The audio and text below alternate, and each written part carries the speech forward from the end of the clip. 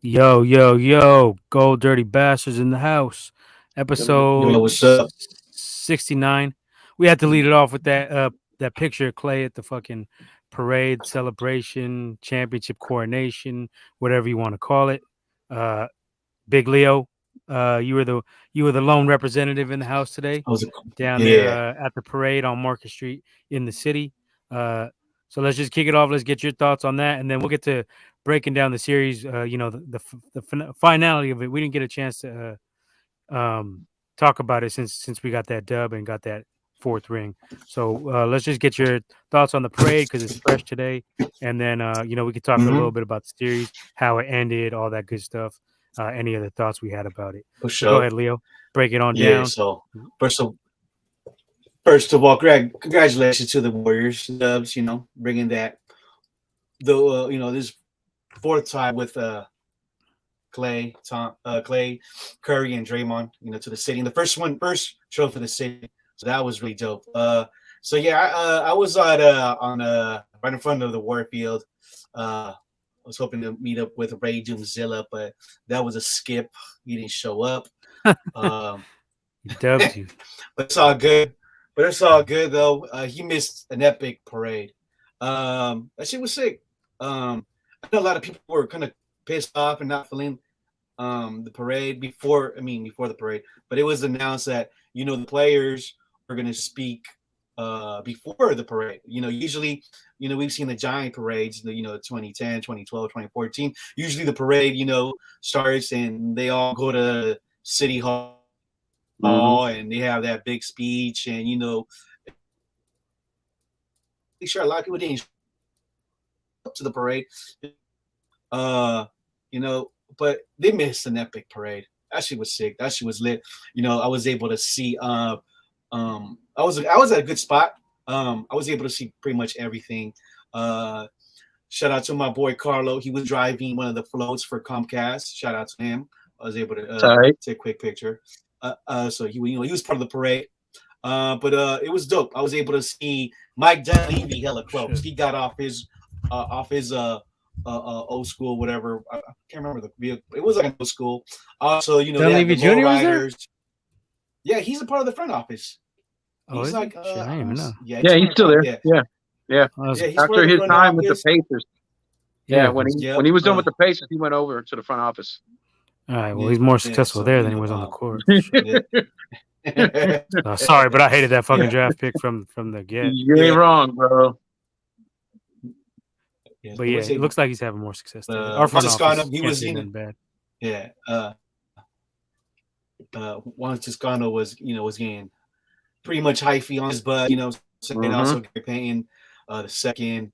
Also, I was able to see Steph holding the trophy. That was sick.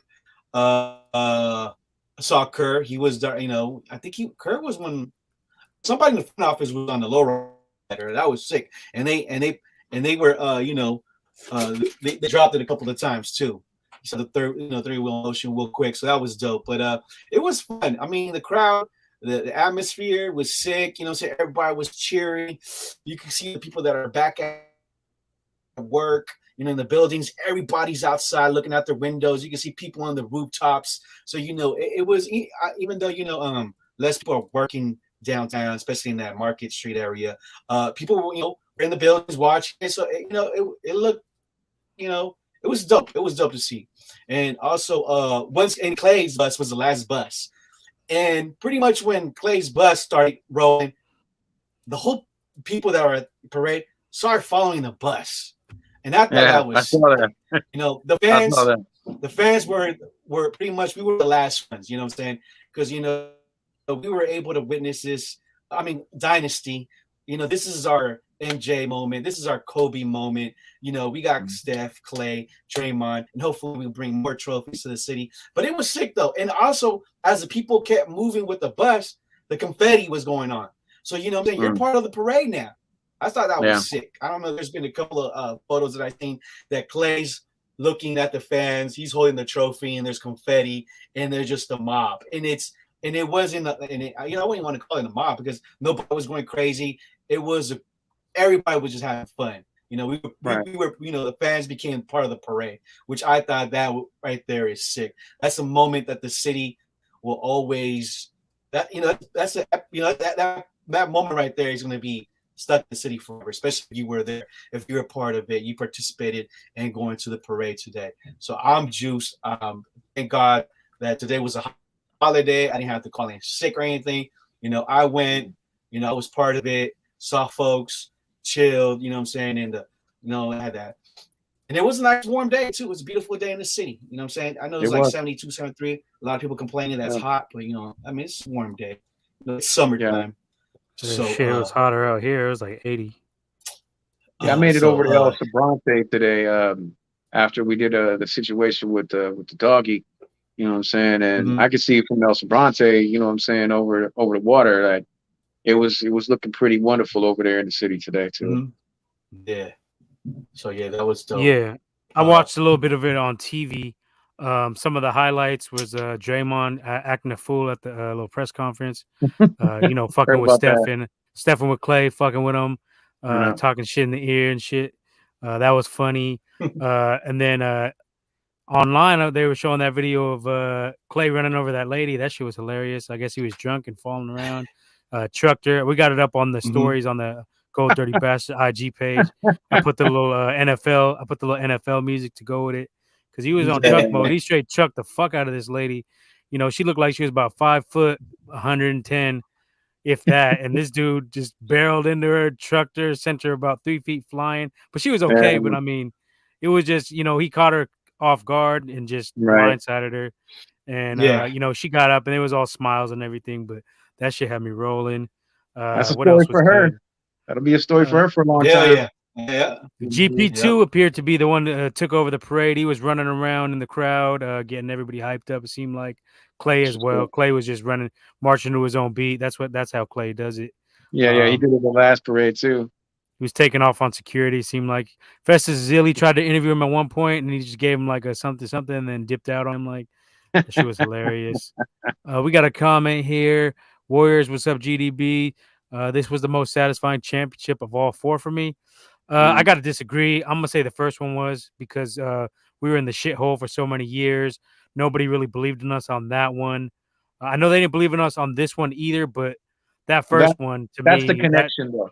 That's the yeah, connection. that first one got to be it for me Oh yeah, uh, no, it had to, as a fan. But because this was we suffered. this was the second. Well, we suffered through so much for so many years for that first one, bro. So when we got a hold of it, you know what I'm saying? It definitely was like, that little twinkle in the eye kind of dripping down the side of your face, bro. So, that single tear for sure, I got to say, though, this one is as satisfying because it Yeah. was similar to the shit talking that we heard back then and who did you Mhm. really play kind of bullshit. But then when you look at the Yeah. numbers and you look inside who we had to, who we had to defeat this time around, it made it that much better because everybody was saying, oh, you don't want the Celtics. I don't want the Celtics. Y'all want Miami. Y'all want Miami. And it was like, yo, Yeah. I never want the easy route because I don't want people to be able to say that kind of shit. You know what I mean? Yeah. Or So KD, it's like that. that's Right. You know what I'm saying? So it's like that Mhm. with all our teams, Giants, Yeah. fucking Niners, all that shit. I'm happy when we run through the hard road because, it's totally earned and you can't take away from it. You can't belittle it. You feel me? So Mhm. that's what I love the most about it. And, Yeah. the simple and plain fact that, we just made hella people eat crow, bro. Like just so much of it too. You know what I mean? Yeah, Fresh crow Yep. for all these motherfuckers. and we So all that was called it. We got receipts. You can all go back day, watch our older episodes. I don't think one all of us day. said we were not going to win the championship. I think we all said we Not were one of us. winning it all. Not one of us. I Um, said game 6. I think Lil, you said game 6, and I think Nip, you I said said 7. 7. You Leo said said 7. 5, Yeah. but then Yeah. Oh, you said kind 5? of I switched it had to. said 6 and Yeah. switched to 5. I was like, they're gonna home. They're I Right. said gonna win 6, it and then I out. went to 7. Yeah. So Right. I still patted 6. So I just yeah, had that feeling. yeah, yeah. But go I ahead. would like wait agree with the Hondo because this is huge. I mean, Clay being gone for 2 years. All the Sure. injuries. And even with like Steph, what are they gonna say now? What are you gonna say now? This is a dynasty. You know what I'm saying? And our window to win some more titles is still open. Yeah. So, but I mean, No, I mean exactly what that's they're gonna all. say now. They can't. I That's mean, all true. all that And Perkins, Wright, also all these guys, also all without the ESPN guys hating on us. also without KD. I mean that's Yep. satisfying as well. Exactly. Well, it But for validates. me, just coming off of so many years, since '75 they hadn't won that first one. Mhm. Nobody believed in that 2015. Yeah, that was. Steve I Kerr would say was yeah. fresh. People were saying Steve Kerr was a bad hire Yeah. at the time. So I don't know. For me, that first one is just, ain't nothing gonna be able to top that for me ever. Personally, yeah, If we Yeah. win six, I, like you can't top yeah, it for me. But this was Yep. this number yeah. two But I for would say sure. this. Exactly. I was say there's like this is really close. You know what I'm saying? So I would. I mean, Yep. I like way to agree with them. But yes, the first one is definitely. I would say that would be. But yeah, I mean, And this it is was the gonna be 75th NBA season as well. So that's Yep. exactly 75th. You know what I'm saying? So that's dope. You know, I can't wait for uh night of the ceremony when they gave out the rings and all that. You know, Chase Center's gonna be lit. The city's gonna be cracked again. You know what I'm saying? So, yeah, Prey was Yeah, dope, I don't man. think people are trying to say like this is going to be possibly a new rivalry. I don't think so. I don't know if Boston, this could be one of those things with Dan Marino. He made it his rookie year and he never made it back. The East is kind of tough. Miami, Pat Riley knows how to put together a team. He might go after another star. He might try to go after Embiid. So I don't know. And you got Giannis, a healthy Chris Middleton with the Bucks. They didn't have to Mm-hmm. go through that. The Celtics did not have to go through that this season.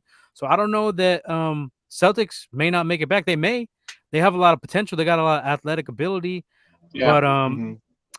that road in the East is going to get tougher. Already talks that Kyrie's going to be traded. So the Nets are going to be reloaded. They're probably going to get a couple other stars to pair up with KD. You got some younger teams out there. You got the Bulls. Not sure what's going to happen with Zach LaVine if he's going to dip. So I don't know. Mm-hmm. I know Warriors. I anticipate Warriors winning it back to back. That's gonna be my pick already. I'm stating it already. I want the receipts out there. I think Warriors going back to back. We got Wiseman coming back. You got the young core is gonna get more experience.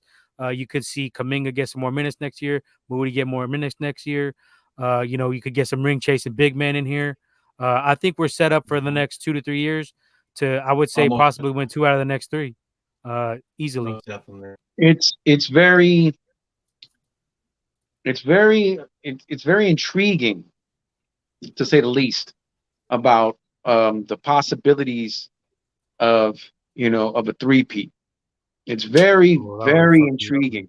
Just because if you got Wiseman coming back strong knee and everything, you know what I'm saying, and he actually rounds out his game a little harder, puts a little more muscle on his frame. Well, he's a bonus at this point. That's the beautiful That's thing about exactly. it. That's what I mean. We were So playing with house money with him because he exactly. hasn't given us nothing the last 2 years. Well, So if and he then can give us 10 and 8, we're fucking good with that. I mean, that's what well, I Draymond's mean, giving us. see, that's what I'm talking about. The intriguing part is that him as that piece, because if we could do a back to back as the team is now. You know what I'm saying? I firmly believe that. But Yeah. if you got him coming in, and then who knows? Maybe Looney does decide to sign back on, or if he goes and we pick up, like you said, a ring chasing big man at a cheaper price. You know what I'm saying? That's kind of near the end, like we did with like Mo Buckets and D West. You know what I'm saying? And a couple other guys Yeah. that just Now they with know their Looney, role. real quick, I don't know if you can afford it because I don't know. The NBA salary cap is confusing as fuck, honestly. This is But true. from what Yeah. I hear, it's 3 times. Since we're in the luxury cap so Yeah. bad, 400 if whatever player we go over with is 3 times whatever we're paying them or some shit Right. like that. So Yeah. if you're looking at Looney, what, 7 million, 8 million? That's a $24 21. million contract. So I don't I'm know if they're saying. willing. I don't know if the owners are willing to go that far, but they've proven they don't give a fuck. So I don't know. True. It's possible. And that's not a problem. I mean, I love Looney, you know what I'm saying? Because he's been with us the whole ride too. But you know what I'm saying? If he decides to finally go out there, because he almost did. Remember a couple years ago, he almost took off to go get paid, but nobody signed him. You know what I'm saying? Yeah. So Yeah. if he does get his pay, what he's worth this time, nobody's gonna be mad at Looney for leaving. You know what I'm saying? Nah. God bless him, and happy I trails don't to think you, he my leaves. brother. And I don't there's think so, but I think you could see the departure of GP2. There's already rumors he wants, right. I believe, 7 to 10 million or something like that, 10 to 12 million, something like that. Well, we'll see I what don't know if happens. you could afford to pay him. I don't know Right. if you can, because he's looking at, you're looking at like a 7th, 8th guy. sixth, Right. seventh, eighth guy. He's not a starter. So I don't know if you want to pay that much coming off the bench with Looney as well, because if Wiseman comes back and he's anywhere near healthy, he's starting. So you're going to Right. be paying Looney a lot of money to come off the bench. You're going to be paying Poole a lot of money to come off the bench. You're going He to be would be a paying, depth player. He would just be another depth piece. You know what I'm saying? yeah. Behind Wiseman and Dre. Yeah. I know they're willing to spend, but I don't know if they're going to be willing to spend that much to keep Well, all three that's of what those I'm. guys off the That's the bench. point I'm trying to get at. Yeah, You yeah, know, I what I mean? got you. That's the point I'm trying. So it's like if he does end up taking off, then fine. You go. You know, it's not hard to go out there and go look for somebody like you know what I mean. That'll be another depth piece. That'll be a nice Mhm. little spark when we need it. Or if Yep. Dre fucks around and gets suspended, and we're down to Wiseman. So the way we did things and the way we reload, you know what I'm saying? We know how to reload. So it's not that Yeah. much of Yeah. a problem for me. I'm just worried about if you lose too many people in the chemistry on that bench. Losing Yeah. GPT will kind of hurt some, but I don't know if I'd rather lose him or if I'd rather lose Wiggs right at this point. You know what I'm saying? So In that's a way, what we yes, kind but of also we have such the core that we make these it guys look a doesn't lot better. like you splitting hairs now at that point. You know what I Yeah. mean? But it's a good Mhm. problem to have because we're so stacked right now. You know. Hmm. But you know what I mean? Like I said, Wiseman comes back nice and strong. They reload the bench kind of proper. You know what I'm saying? Save a little paper or just trim some of that money. And shit, man, Mhm. it's not out of the realm of possibility for a three-peat. You know what I'm saying? No doubt. It's especially with the core, if they all stay healthy. So we'll see I what agree. happens. We'll see what happens. And but I'm like we all are. We're all just saying the same thing, bro. We're just juiced for the future because it just looks so damn bright. Mhm. Shit, I like to celebrate, but I also like to move ahead fast. Do we know anything about our draft picks? Do we have any draft picks? Do we have any second rounders? I think I we Do we have a have do. a first first rounder? first rounder and then two. What I've heard was 2 second round picks. So, and of course, you probably be Okay, like because there's 28, already been 29, talks that something the like that, Sacramento 38, Kings 30 are something. aiming to get Jordan Poole. They see him as a superstar. Mike Brown is going over there. So I mean, if they throw a boatload of shit at us, I mean, I don't think they'll do it, but I don't think the I, Warriors would do it. But I think if the price is right, you never know. with Kaminga and Moody, um, and Poole, I don't know if those guys are touchable. To be honest with you, Wiggs might be, you know, and I like Wiggs. He might have, but I don't know. his I don't. performance, he might have priced himself out of our range. You Yeah, we know, were talking about this in group chat. Leo made a good point. He said he wouldn't make any moves until we see what the health of Wiseman is, and right? I could feel that. That's a smart Mhm. approach. Straight up, Yeah, I straight wouldn't. up. I in my wouldn't do book. anything. But if it gets really tempting, because the rumors are they're offering Davion Mitchell and the fourth pick. Now, if you Mm. could convince them to throw in another first, or another player as well, or maybe get Sabonis, because Mike Brown, I mean, he knows Poole, so he may just want to throw the fucking boat at you, throw the whole He might kitchen want sink. to, might But want to. I think, like you said, we have a nice young core. We're not desperate to have to make that move, but it is nice Yeah, to have the we're not. luxury if you want to make that move, because if you don't want to pay all these dudes in the future, we do have the luxury to pull a trigger on something like that. Doesn't have to be Poole. Could be Wiggins, as you mentioned. Could be Wiseman. Could be, we have a lot of pieces that we could move if we need to. And we had that luxury Mhm. last year. We chose not to, and it worked out. So Right, I think we're sitting pretty either way. If you want to bring in some younger guys, rookies, and a vet who's Davion Mitchell's only 1 year in. I'm not saying they should, but entertain it. Why not entertain it? Shit, you got to look right. at the long run. So the, If Poole's gonna want to get paid down the road, he's gonna want to get paid big. so the This way is a I'm fact. looking at this is Poole is like DJ Jones and Wiggs is Lake and Tomlinson, bro. But I don't think it's too far up that ladder to where we're in a position where we got no shot to resign him. It's not Yeah, like that at that and point. this ownership group likes to spend, unlike Jed York They doesn't like to will. spend. Yeah. Mhm. They're not cheap. This They'll spread. do it just to Yeah. keep the That train rolling. Yeah.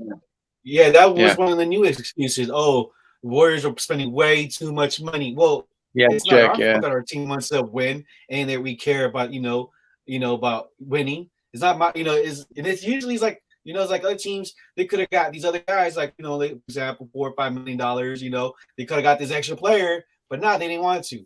It's like, and you hear a lot of these younger players, they're not getting their extension, they're not making moves. So don't get mad at me because your fan base or your team is not spending bread and want to be broke, and All right. you guys are satisfied Well, on I'm the with you. first or I second will say there's a playoff little bit exit. to that, You know what though. I'm saying? I will say there is a little bit to that. Like Sacramento, I don't think they could spend with us. They can't. Well, they And don't if they want do, to. they could, and they're not going to win though. That's the thing. You can spend all that money, but you ain't got the coach, you ain't got the horses. Yeah. You know, our core is one of a kind, essentially. Well, look. Yeah. I'm tired of the narrative of like that we're breaking some kind of fucking unwritten rule or some Oh yeah, bullshit like that. that's not true We're at not all. Yeah, I cheating. agree We're with not doing anything wrong. You know what I'm saying? We're drafting we're drafting Which is smart. You know, and we're signing people. Mhm. You know what I'm saying? And we're keeping our core together. You know, and This if is that's what going you to cost expect out us of more ownership, money, a good ownership group. you know, That's if what that's you going to expect. cost Yeah, us more exactly. money, then fucking screw it. You know what I mean? It's better than fucking, you know what I'm saying? Hey, everybody, we're all taking roids to make sure we're going to win this year. And next year we're going to do the same. And if we get busted, then oops. You know what I'm saying? That's just, you know what I mean? We're not doing shit like that. So, you know what I mean? The rest of the country, if they're bitching about that shit or whoever is, you know what I'm saying? It's And they fucking, weren't well, saying fuck shit it. about that last year when we didn't make the playoffs. When we were paying Kelly Oubre Right, a crazy right. amount of money, but When now that we're winning fucking, again, then it's an issue. And well, last like I I checked, said, the Warriors spent I mean, the Lakers spent a good amount of dough Hell of this money. season. that's Yeah. what I was going to say. Yep, yep. So yeah, I'm with you, man. Trying to get everybody. I can Kind of, see it from the small. Of course, they're gonna be bitter, like the Kings and who the fuck else, OKC. But you know, there's a but lot of no, big fish. There's a lot of big fish that are swinging and missing too. but we got a profit sharing in that league though, so it's not like you're working with any less Big. money. It's just your fucking Exactly. scouts suck, and that's just the way it is. You don't know how to Exactly. develop Those talent. You know? Part of that luxury tax goes to that money goes to other teams. So Yep. exactly. So stop complaining, stop bitching. You know what I'm saying? Don't get Yeah. mad because our team is doing it big and your team is not. I mean, that's what you're supposed to do when Yeah. you I'll have be right back, a good fellas. I'll be ownership right group. back. You're supposed to invest the money back into your team, and you know, I love to see it. The Giants should be spending a little more. You know, they got dope Yeah. Yeah. Yeah. out here. I You'd like agree. to see that more. You know, they should be bringing in bigger fish. You know what I mean? You have the money to do it. There's no salary cap in baseball either, correct? No, None at there's all. no soft salary cap, no hard none of that shit. Is no And they, cap. Like and they made we some got good a money off them World Series runs. right, and it's we got a soft cap, and you can say what you will. That luxury tax is basically like a soft tax, a soft cap Soft in the cap. Yeah. NBA. It's kind of a soft cap, you know what I mean? But you know, it's soft. They ain't gonna fuck around and push you up against it. You feel me? But like I said, I agree. I agree with the Giants. No. I mean, but okay. So the one problem I have with it is almost like basically the same thing. Are we going to be the new A's? You know, what I mean, we get to the Yeah. first round every year and then that's it, because that's Yeah. I kind of the mean, same Moneyball situation.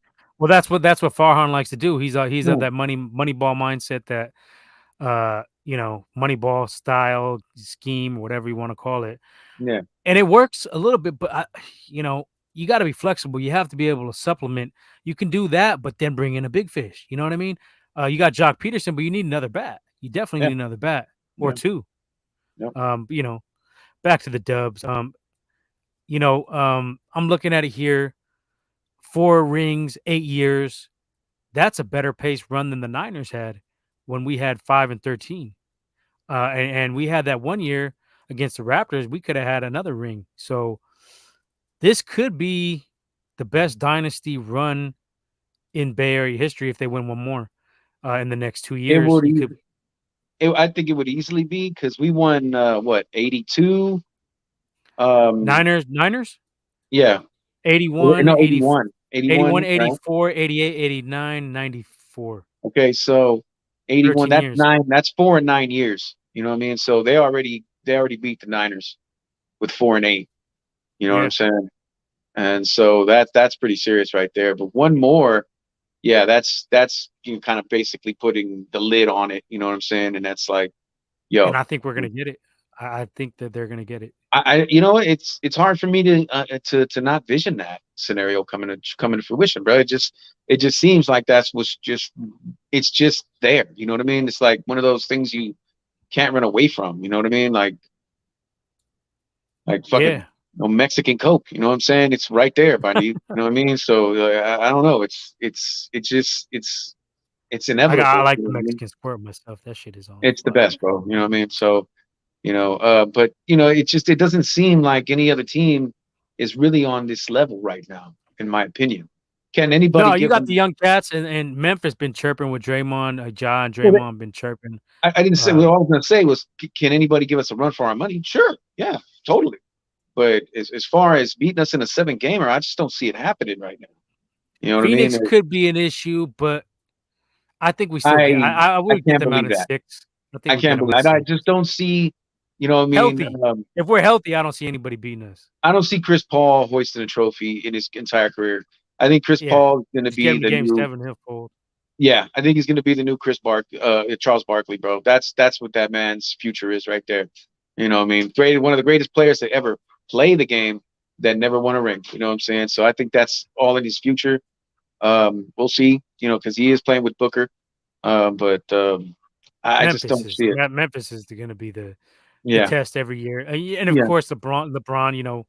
He's capable of bringing in stars and shit. But I don't see him getting signed by us. But we're already dealing with this salary no, tax no, issue. I'm saying he's going to probably recruit some more guys for the Lake. Okay. He'll make some shit Wherever happen he down goes, there. yeah, wherever he ends up, yeah, that's right. Because I'm pretty damn sure it ain't gonna be here. Let's see. Hondo has another comment.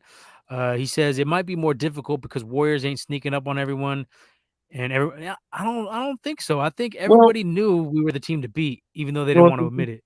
to that point, after we won the first one, the very next year was the year we broke the record. Mm-hmm. So Yeah, everybody was 70, already on notice by that time, and we still went 73. You know, I mean, 73-9.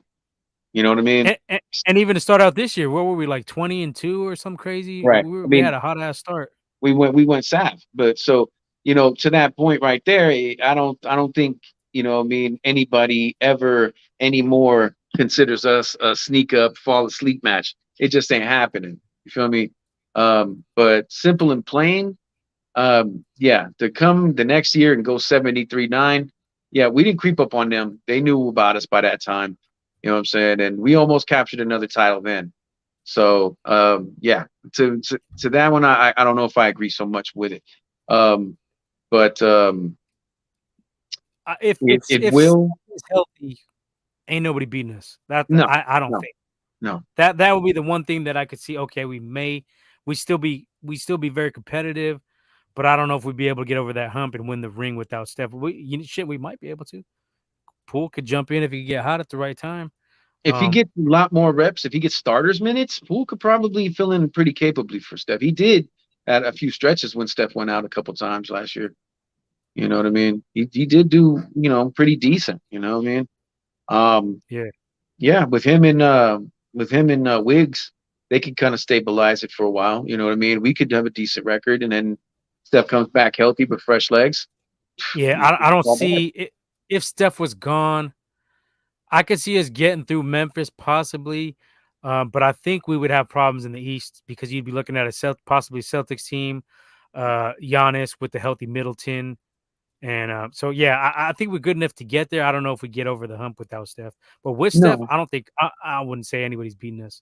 no, I say stabilize the ship for a Yeah, while, yeah, but yeah. it's like it ain't gonna be. It's like when Joe went down, Steve stabilized the ship a couple of times, but you didn't trust him still till that day to go ahead and Until just he was run. ready.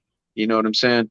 And Joe always had to come back to be like, okay, now we're gonna finish this shit. You know what I mean? So that's Steph's role, and that's always gonna be his role, in my opinion. Um, Yeah, let's hope he just keeps pouring the money into rehab for his body so that he stays nice and healthy, and you know what I'm saying, his knees and his ankles don't fuck off on him. If you know what, that man stays healthy and he works his body out, he's got a solid 4 more years, 5 years at a I high agree. level of competing. You know what I Yeah, mean? And that right there just keeps that window open. You know what I mean? I No mean, matter just what. look at LeBron. Well, how old is LeBron? 38, Right. 37? Right. He's with 38, right? And I would say he plays much more physical than Steph. Oh Steph, man.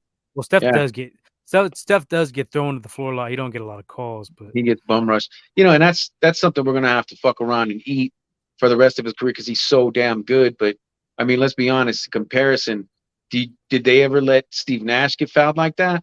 Fuck nah, no, dude. nah. You know what I'm saying? Ain't none of these motherfuckers. Any MVP you want to say, you know what I'm saying? They never got harassed like Steph does. And he's the only fucking Yeah, ever a unanimous MVP. So that yeah. just says Rodney it all to me. Dangerfield, man. They don't give this dude no respect. They don't give No, him no no, no. he rarely gets them questionable calls, but LeBron's always getting those questionable calls. Mhm. Uh, James Harden for a while was getting those questionable calls, but Super Steph flop. never really lived at the line. Steph's always been self-made when it comes to points for the most part, hitting those That's dagger threes. Yep. And that's what makes him so special too, because he knows he's not getting that call, bro. You know what I mean? But then he don't really let it, come out. Like every once in a while, he will let it come out. Like, what the fuck is really going on here? You know what I Yeah, like mean? he was doing it against Boston because I felt like Yeah. he was getting fouled a lot in this Oh series. my Game God. 6 This even. series, ridiculous, dude. They should be ashamed of themselves. All the damn point shaving that went on in his fucking games. Yeah, I mean, it was real sketchy. yeah, yeah, I agree. And like it seemed like whenever we were in a parquet, back in the garden, that we weren't getting shit calls at all. You know, so Yeah, and imagine, Boston fans were complaining, but right? they had hella more free throws than us. I looked at the stats. I think it was game 5. They were Yeah, bitching about that, and it was like, you I was guys just got about to to be say kidding game me. game five was the one when we actually back at home when we actually got some fucking calls. Game four was atrocious. You know? Yeah, the whole first 4 were pretty bad. Well, Yeah, the whole damn series was pretty bad. yeah, I Questionable agree, calls. dude. They were letting them mug Steph, Yeah, mug Clay, mug Poole, yeah, everybody, especially down low. Robert Williams wasn't getting called for nothing. I know he was making some nice, good clean blocks, but he was getting away with some too. yeah, Uh, it seemed like they didn't want him getting any foul trouble. They didn't want any of those guys getting in any foul trouble, really. yeah, because they knew what was going to happen. They were just going to start playing off soft on the D, and we were just going to cut them up. We're going to light their ass up. But hey, I mean, you know what? You can only play that game so long. You know what I'm saying? Before we adjust to it. You know what I mean? And we're used to that shit because that shit's been happen every fucking run. So we know how to deal with that shit. So thank God these things went the way they did, and we was serving up humble pie, and we're gonna be serving that shit up 2 for 1 for the rest of the fucking off season. And next year, maybe we'll have a deal 3 for 1. You know what I mean? So we'll see what happens. Vet says, "What's good, fellas? What's up, Vet? Right on What's for up, big tuning in, dog? man." I want to touch on Kerr real quick because I was a little critical of him. Um, I thought game 1 of this Boston series, there was no reason to keep GP2 out. I think Yeah. we probably would have got that dub had GP2 played. I don't know if he's just trying to be a little cautious, but when GP2 came in game 2, he looked ready to fucking go. So I Yeah. don't know. It ain't that big of a deal. You can't Right. say shit. The guys, I posted a stat online. He's 22-2, I believe, in playoff series. We all know those two was when Draymond got suspended in the finals against LeBron, and when the whole team got hurt against Toronto. So, Cost us. Yeah. what can you really say about Steve Kerr? I gotta eat some crow. He knows what the fuck he's doing. Obviously, um, Hey, it's real. At least we got one coach out here that don't squander away leads too often. yeah. I mean, and he did take Dre and he put him on the bench in some of that clutch. In the clutch was a game 4. Yeah. Really struggling in Boston. Was it game 4 or game 5? Can't even remember. 1, 2, 3, 4. It It was game was. 5. I think you're right. I think it was game 4. I'm not sure. Game 4. He One of got in them foul games. trouble early in that game, I think, didn't he? Yeah. So it was game 4. Yeah. Okay. Game 4 was the one where Dre was really struggling, Leo, in Boston, or was it game 3? Game 3 or Game game three. 4? Wasn't it like the whole series, like for a minute? He was struggling for the first 3 or Yeah, and I 4, know but 5 and 6 he the brought his one when he point. had 2 points and fouled out, that was like game 3, I think. First 3 games. Right. He's not really So effective. Kerr, you got to give him some props for benching Dre for a little while. He was doing the offense defense switch where he would bring in I forget who he was bringing in, but he Otto. had Dre. Yeah, he had Dre on the bench. Yeah. So Curry needs to get a little more respect around the league, and even from our own fans, because I heard a lot of our fans talking a lot of shit. The shit I was saying was minor compared to the shit I Yeah. was hearing on 95.7 when we were down 2-1. Seeing on the Facebook and Instagram and all this, like our fans were talking mad shit Now about I him. understand. I understand chopping up Kapler to a point. I understand chopping up Shanny. You know what I'm saying? But you can't really say too much about Steve. You know what I mean?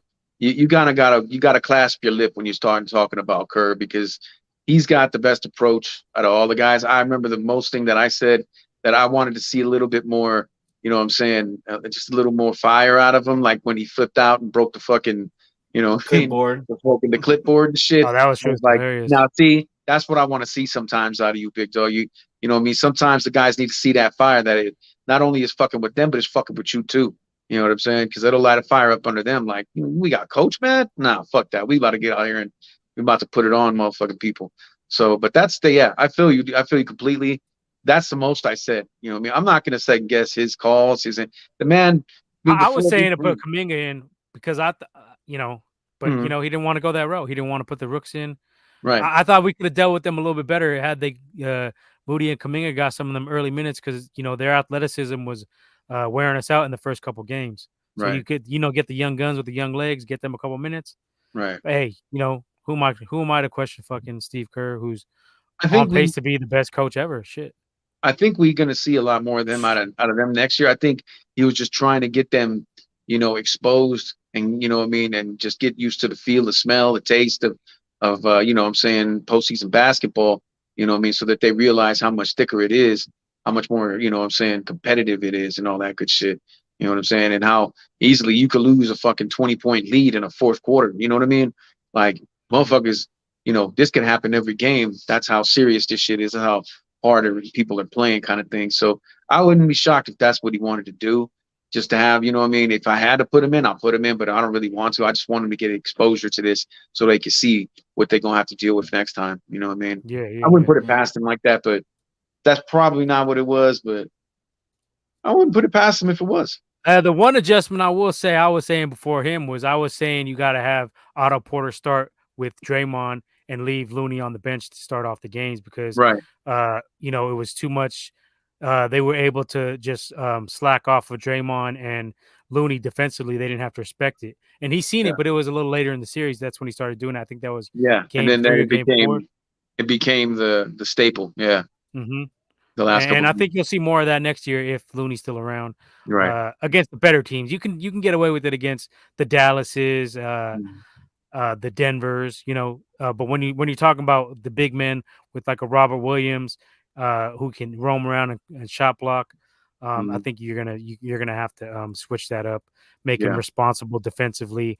Where with the Otto Porter, he's gonna have to go out there and get in his face for them threes. He's gonna have to respect the whole court with Otto Porter because he can shoot from pretty much anywhere as a big man. He's good with the mid range threes and down low.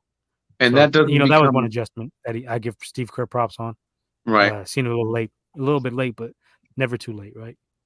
Well, I think also that you got to take into account, like we were saying earlier, like if Wiseman does come back, nice, healthy, and strong, and a little bit more muscle on his frame, we'll have a little bit less of that to worry about. I think, you know, exactly. So let's hope that happens. You know what I mean? 'Cause if that happens, then man, we're really working with some fucking fire now. You know what I mean? Leo, we got to give Leo some props. He called that Steph Curry on the preview show of the finals. He said that Steph Curry was going to get that elusive MVP. I don't think you were on that one, Cello. I think you were chiming in a little bit on the chat, but I think you missed that said something about if it wasn't him, it was going to be Wiggs. If Wiggs had another one of those 26 and 20 nights, he was going to be the guy. But it was hard for me not to see Steph doing it because nobody was in his way. Like, I'd have been shocked if Poole would have came over and did that shit up. Like, but I didn't think that was going to happen. Steph was just too dialed in. You know what I'm saying? And he had a rough go the game before. You know what I'm saying? So I think that game, you know what I'm saying, since he was doing so bad, you know, from beyond the arc, he also got a little bit more rest that game. So when he came back, he wasn't so depleted and, you know, he was ready. You know what I mean? The taste was there. The assassin came, bro. The baby-faced assassin came, and he was like, you know, enough of this horse shit. You know what I'm saying? I'm going to make everybody, like I've been doing my whole career, I'm going to make you fucking respect me. You know what I mean? And he was not getting enough praise defensively because this is the best I've ever seen him play defensively. God, dude. They were saying he was guarding Tatum one-on-one, swiping the ball away from Tatum. They were like, what people went 3 for 12 with around him? 3 for 12 on shots? Field goals? He wasn't playing, dude. He was not fucking. He tasted. No. No, there was a couple times. Yeah, there's a couple of times he was guarding Horford, and Horford Yes. couldn't do shit. And he Oh had to my pass the ball. I God. was like, "What the fuck?" That's like, He was getting them there was little. like, He was getting them. Horford, you can't do shit on Steph. Like that's how my boy He was was getting gone. some of them. He was getting some of them Iguodala swipe aways. Yeah, they were. Getting them Yeah, they were steals for doing. Iggy. They had those quick hands, and my boy had balls this whole series. Yeah, I mean, he was on some shit. I mean, the third quarter, he's pointing out to the fans, "I'm in my 4th ring," with like 6 minutes left in the third quarter. Dude, I was like, my boy, it went savage mode in this game. He let it be. He was like, "Blood, there's nothing you guys can do." Yeah, this game was like, is over. Exactly. It's just done. Yeah, exactly. Because there was runs where we're up 20, then 10, then 12, then 8, and then we'll be up 11. So it had those moments like, oh shit, that the momentum can change. But no, you get bam, busted 3. You know what I'm saying?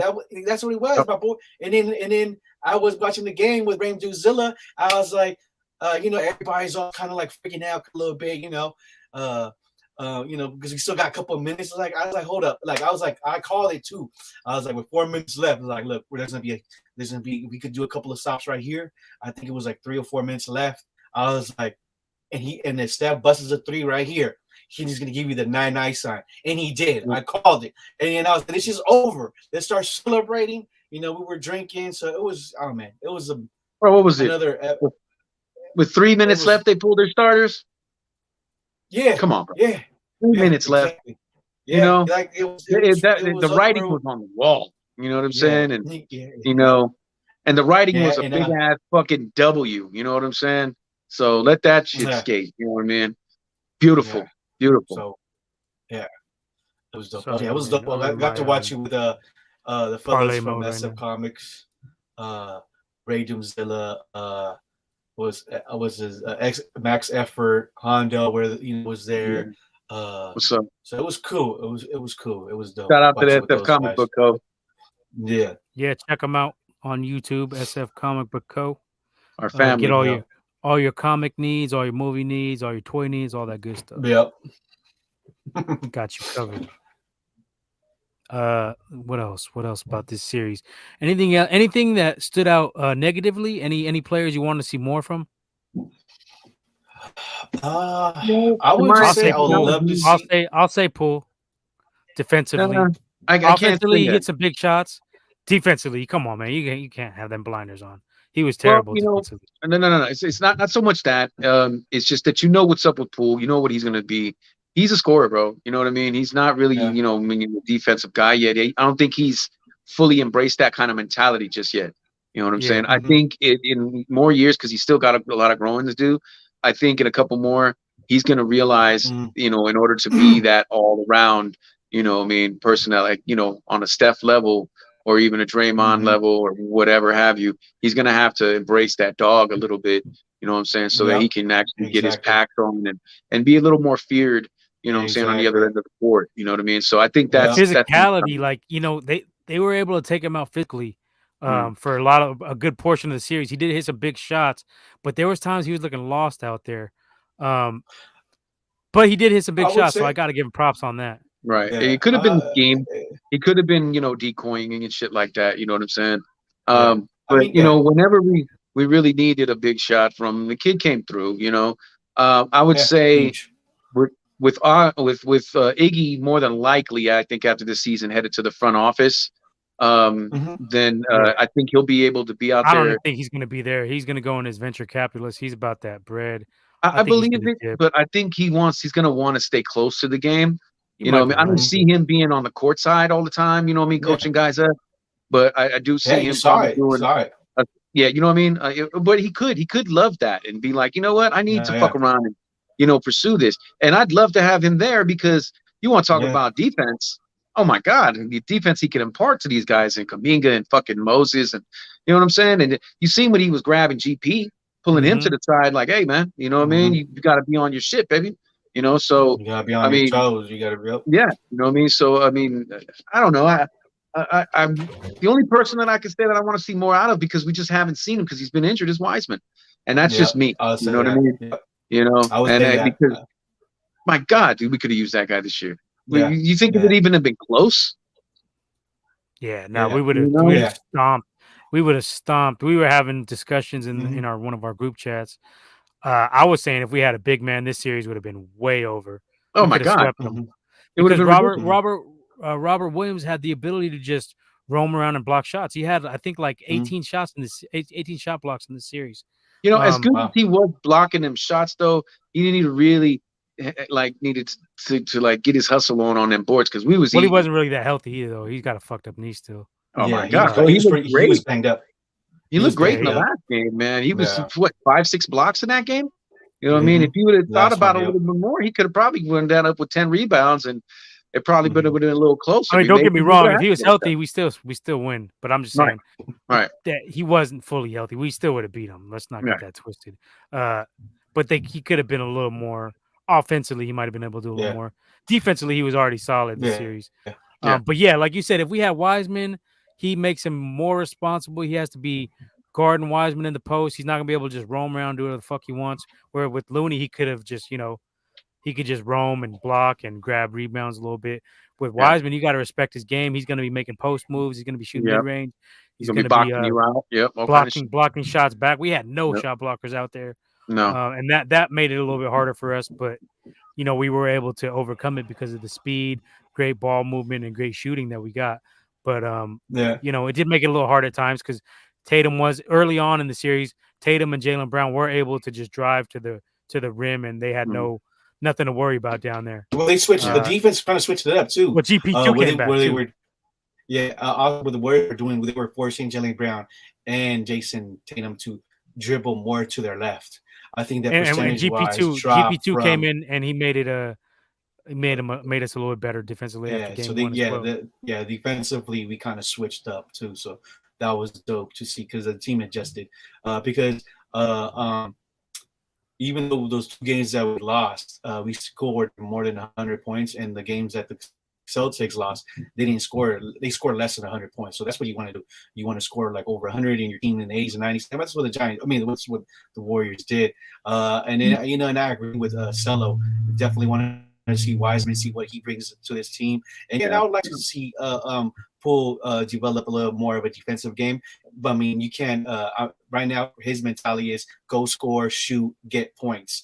Steph is in the bench. Let's get points. That's his job right now, and that's his role. But as you see this team defensively, this team is going to make you a better defensive player. We see with Wiggins, we saw with KD. KD had a monster defensive years. You see with Clay, you see Steph's big improvement in defensively, and that's what it is. This team is we're gonna get you points. We got the Splash Brothers, but guess what? We play some D. We got Draymond, so and you got Kaminga GP too. plays some D So too. and you're gonna see that, and you're gonna see the same thing with Kaminga and Moody when you see him play more minutes. We're gonna be nagging about the defense. I'm pretty sure you're gonna be doing that, Nip. So just give these Moody guys might time. be. They're gonna do No, it. Moody plays defense already. Moody, I don't have no complaints on Moody's defense. But just give these times, sometimes I think Moody might be to our develop. third best two-way player already.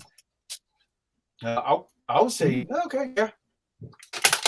I would only say he's behind Wiggins and Clay. Kaminga So I think Moody's plug and play already. I think you can plug him in. See You some can more plug him minutes. in. Yeah, you're gonna see some. I want to see some of those Moody and Poole next season when you give Steph and Clay some rest at the same time. And these guys, we'll see these guys to develop, and they're potentially the continuation of the dynasty. So, but yeah, that would be my biggest thing. I just want to see Wiseman, see what he brings to the table now to this team. I wouldn't be opposed to trading Wiseman if you have to, if the right deal's on the table and getting another proven big man. Personally. Exactly. We can't trade for another project. That would set us back. I think. You know what I mean? So it's got to be somebody proven if we're going to trade him a big man for a big. Yeah, but there's not that many out there, so it likely won't happen. But I wouldn't, like I said, I wouldn't be opposed to it if the right deal. If you could somehow package something up and get Embiid, even though he gets hurt a lot, shit, put him on this roster. Right. You have looking at a super team. We don't need to do that though. It's not a need, but it is nice to have the luxury if we need to do what we can. Right. We got so many pieces. Good problems to have. Good problems to have, basically. Like I wouldn't give up. I wouldn't give him up for Gobert. I mean, I don't think. No, I wouldn't do that. Offensively, he don't do. but then again, Gobert and Draymond at 4 and 5 would be kind of nasty, I think, because of the offensive rebound and the shot blocking. But I don't know I if I'd be can't, willing to can't give up fuck with Gobert. Wiseman.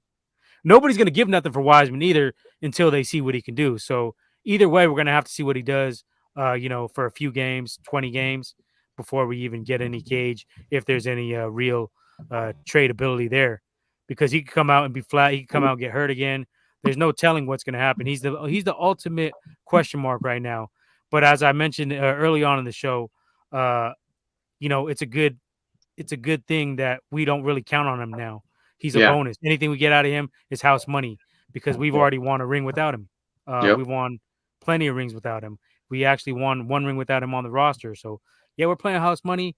It's a bonus. Whatever we get out of him, we don't need much out. We just need him to be responsible defensively, get some putbacks, and 10 and 10 would be fucking solid. 10 and 8, 10 points, 8 boards would be fucking very helpful. We don't need him to be a superstar coming out the gate. Mm-hmm. We can take time, watch him blossom slowly. We don't need him to come in and be an all-star for another year or two. And that's the case with Poole. That's another luxury we have with Poole, Moody, and Kaminga. The beautiful thing about it is we don't need them to be superstars as of yet. We can groom them. And then if we don't like what we see, we could trade them later on down the road. We're in a perfect fucking position, honestly. Yeah. Yeah. We have We're the set we up. have the ammo to make whatever we want happen, or we have the ability to stay put if we see fit. And now, if we start seeing stuff we don't like, year 2, year 3 out of some of these guys, we can still ship them. So, and Yep. I trust we have to all trust our front office at this point. I mean, they got 4 Oh, rings in a year. Forget about So, yeah. We're in a great fucking place. The Yep. best place you could be. I compared us early on, I think in the beginning of the season, to the Spurs when they retooled with Yep. Duncan and Parker, and they brought in, who was it, Manu and a couple other cats, and they were able to get Duncan a couple more rings later on in his career. So that's where we're at. Mm-hmm. We're on 8 years of dominance, and I see another at least 5 out of this current roster. And then Manage it right. Yeah. For and sure. then what happens with the new guys, we don't know. That's house money. Yeah. So Yeah. And then future is bright for you could Warriors. say the only reason we weren't in the playoffs, injuries. Clay, Draymond was hurt, Steph was hurt, so that's our Yep. that's our Achilles heel right now. It's just those injuries. That's it.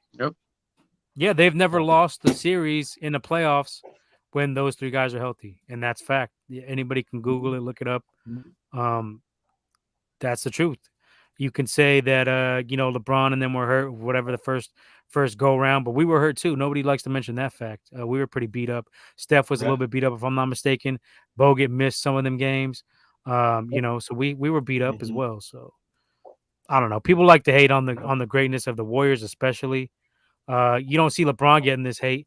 When if you look at it, LeBron would be 7-3 had it not been for the Warriors, if I'm not mistaken, in the finals, right? Because he's 4-6. Yep. So he'd be 7-3. We basically shit on his greatness and rained on his parade. He'd be already with them 7 wins. He'd already be Jordan. They'd already be saying, "Oh, he's better than Jordan. He got 7 wins." Yeah. But the Warriors were there to stop that shit.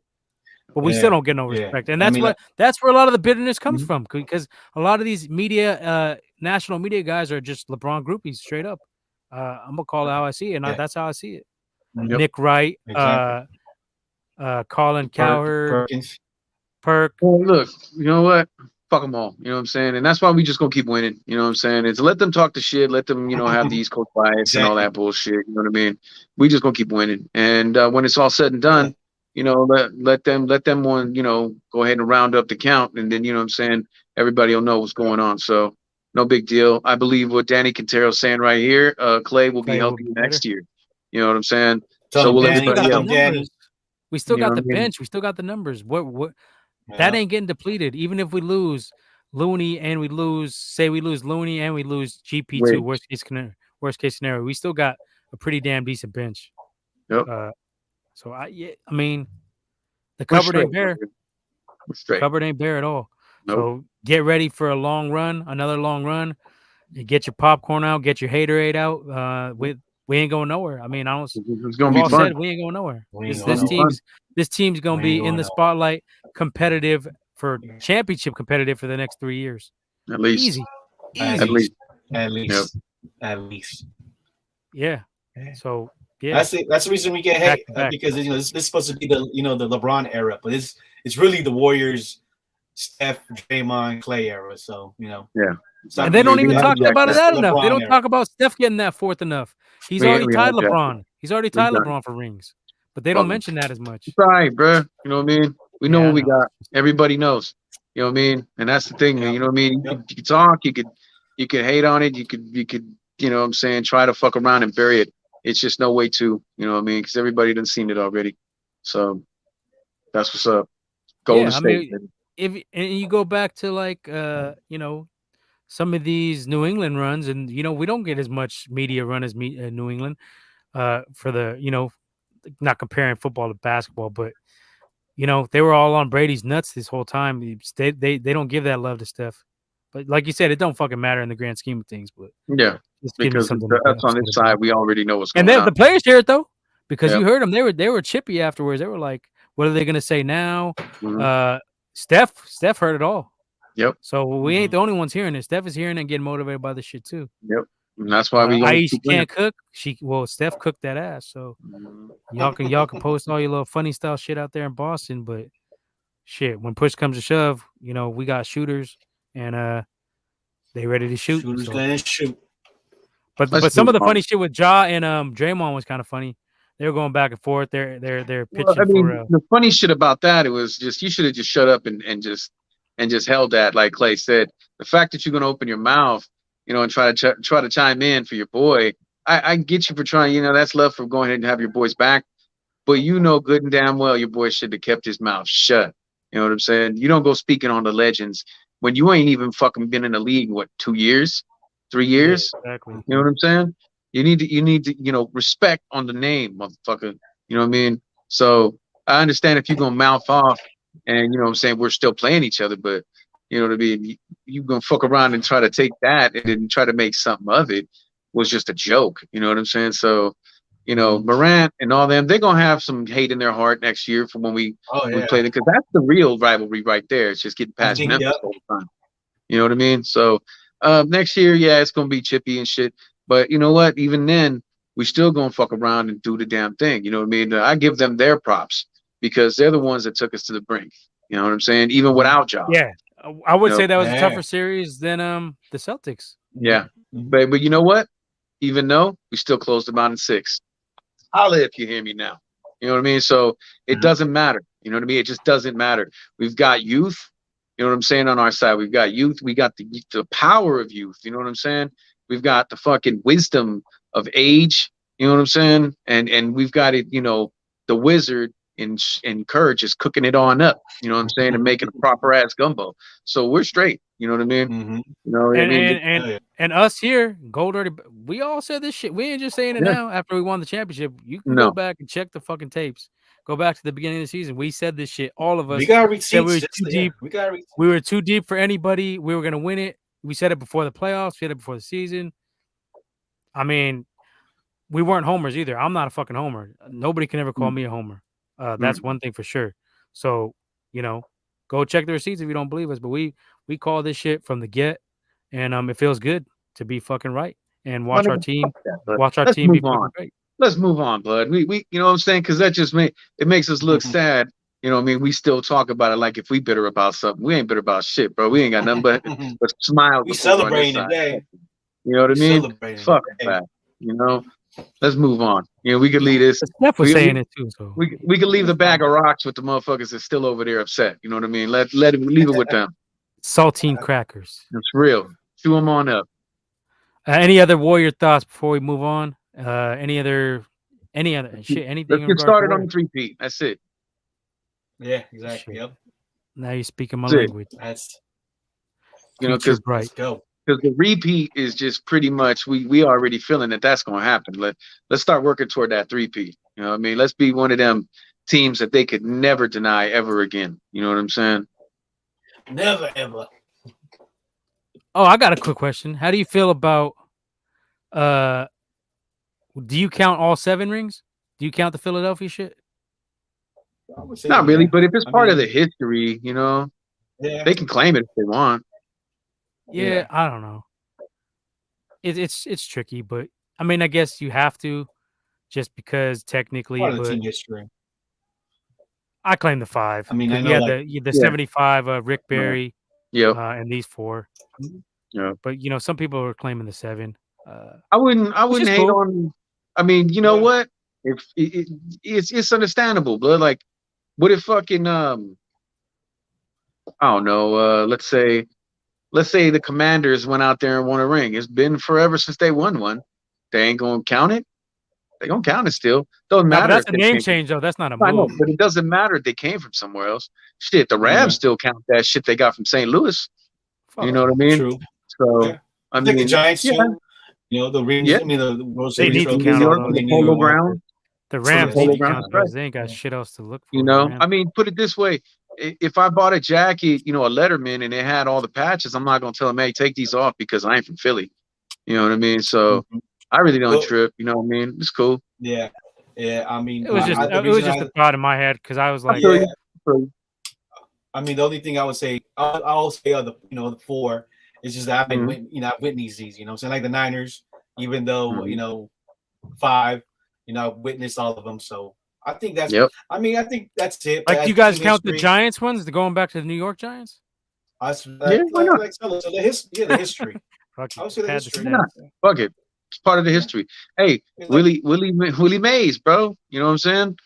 So he I mean, won why one in not? New York. Yeah, Right?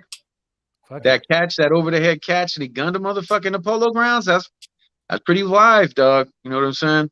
Mhm. So it's all good. You know what I mean? It's all good. We I don't all think there's started really a right somewhere. answer.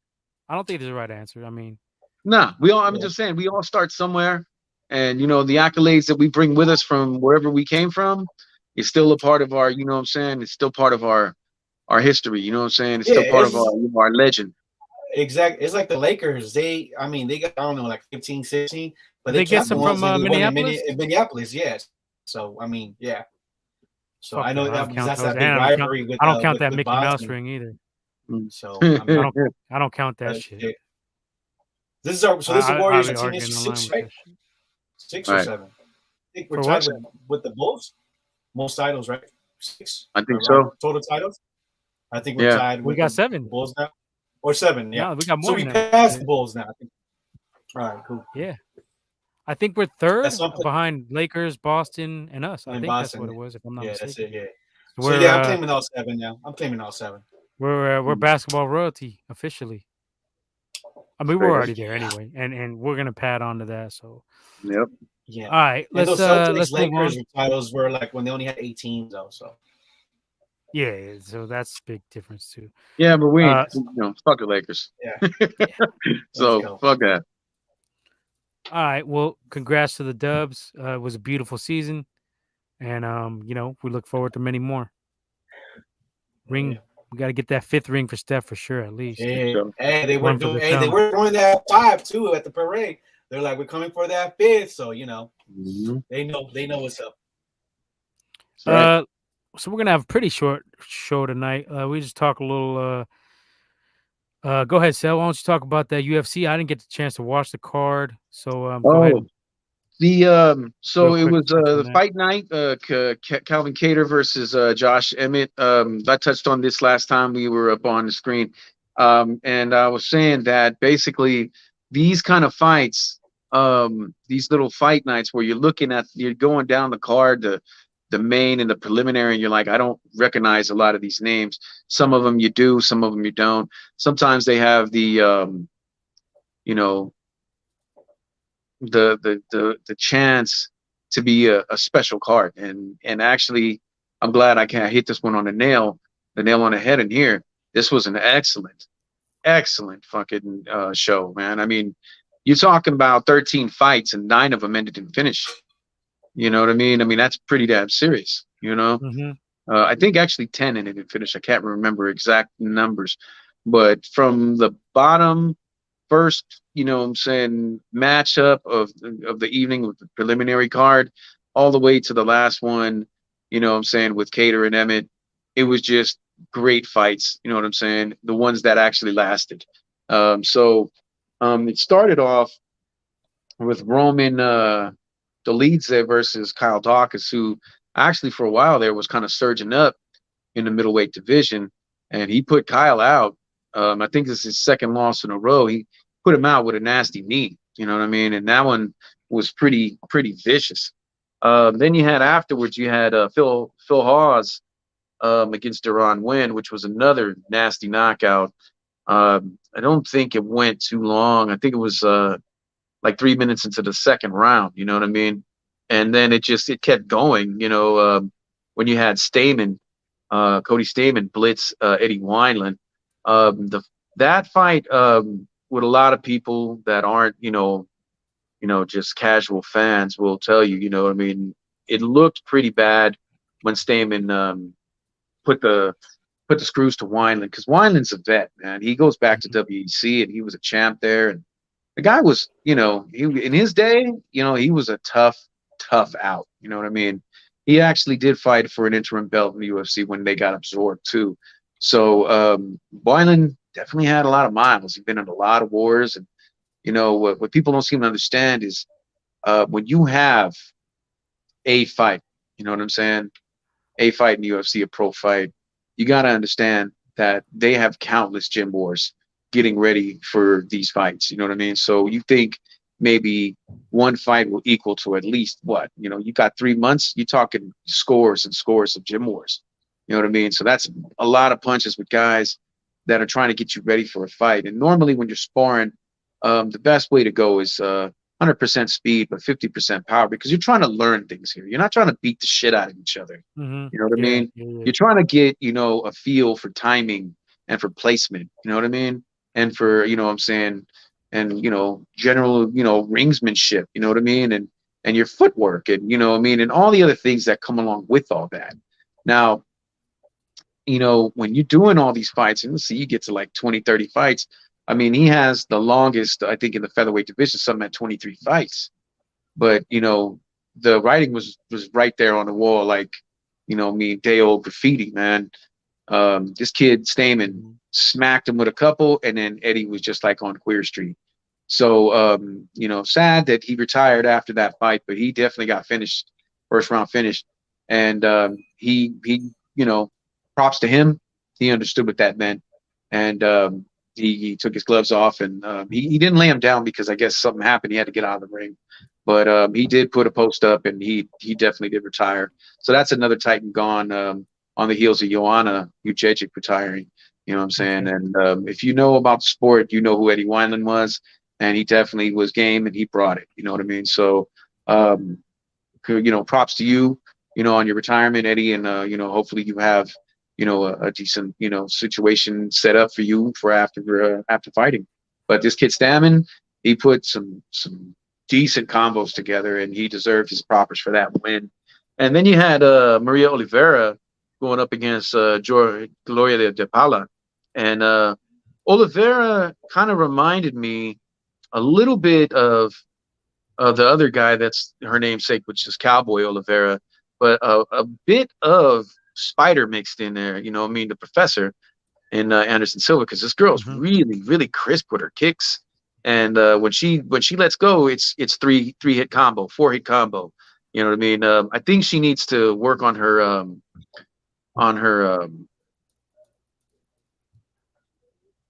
let's say just picking when she blitzes a little bit more, because there was a few times in there that she basically just kind of winded herself out and had to kind of just dance around a lot, in order to get her stamina back. But she definitely did pretty good. DePaula was more of the patient striker, letting you wear yourself out and then going up after you. When she got you kind of tired, she did a pretty damn good job too, but you could just see that she got edged out by Oliveras.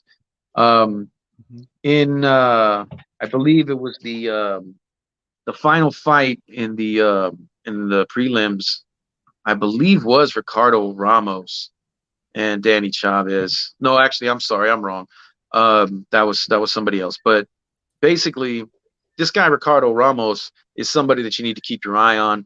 The last fight I saw him in, I saw him just get mauled, but the guy never quit at all, and he knew that he was just going to get tore up more and more and more. But before that, he was tearing people up, and he's just got this ridiculous sixth sense of how to just land that spinning right elbow, spinning left elbow all into your chin. And the way he does it is just so awesome too, because he does it off a punch. You know what I'm saying? Like he's waiting for you to throw that punch, and then he counters you with this. He's got two, and there's like five in existence of the UFC. He's got two spinning elbow knockouts now. He spinning elbowed this guy Danny Chavez, and he stood him up. Oh my God, he stood him. You seen that? He stood him up, and then he caught him. Yes, yeah. With the right or the left, and then dropped him, and then that was it. It was over. And then he still got him with one, right? With the hammer punch or something like that. Like when he was running. Yeah, I saw that. Yeah, I was like, oh shit. No, that was that's a little bit later, brother. So okay. He knocked this guy out, and that guy went down, and that was that. And that was pretty damn awesome. The next one after that was Court McGee versus Jeremiah Wells, and that was pretty damn badass too, because Court is a hard out for anybody. This guy, iron chin, you know what I'm saying, puts his head forward, he goes for the double. He was on Ultimate Fighter back in the day, right? He was the winner. He won Ultimate Fighter. Okay, I remember. You know what I'm saying? And he's beat a lot of shit in his life, you know what I mean, drug addiction and stuff like that. So the guy's not mentally weak at all. But he got up in there against a wall like Jeremiah Wells, and this kid, you could see in his stance he's a little stiff, you know what I'm saying? But that's because he's got so much, muscle on him. But good gracious, man, this guy's got long wingspan, because he missed the first two on the 3-hit combo, and that last left hook came like a fucking bat out of hell and just dropped Court. I mean, Court was pretty much done at that point, but then he got him, he dropped a hammer fist, and, Court went into la la land, but, he thought he was dancing because his arms went out in front of him and then to the side, and he must have thought he was in ballroom, somewhere, cutting up a rug with his wifey or something, but he put that man out. And Jeremiah Wells, he's a guy you want to watch out for. He's got power in both hands, and he's built like a tank. You know what I mean? The last fight was of the main card, or the preliminary card. Shit. And we missed on the Cerrone and Lazone again.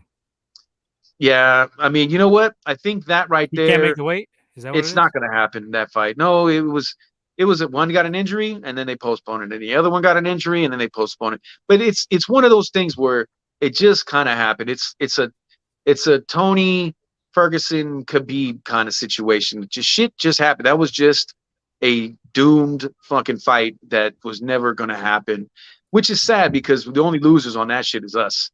You know what I mean? Those two dudes would have put on, and it doesn't matter how old they are, they would have put on an epic show. You know what I mean? That would have been probably one of them Fight of the Year nomination, possibly. I believe, bro, because that would have been great. But from what I understand, he kind of tore up his knee a little bit, J-Lo, you know what I mean, J-Lo. And so because of that, you don't really want to go in there and be, you know what I'm saying, having a, if it's a championship fight, you do what you got to do.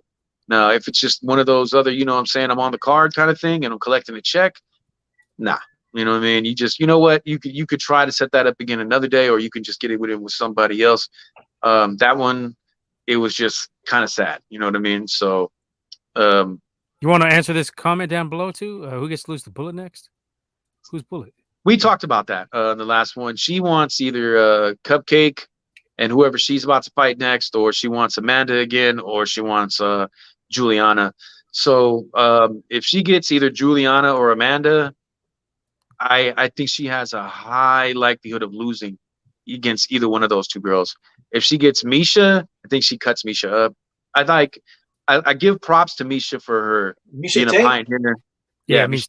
Okay. I give her props for being a pioneer and for having the skills that she has, because she does have skills. Don't get me wrong. I'm not a fan of her, but she does have skills.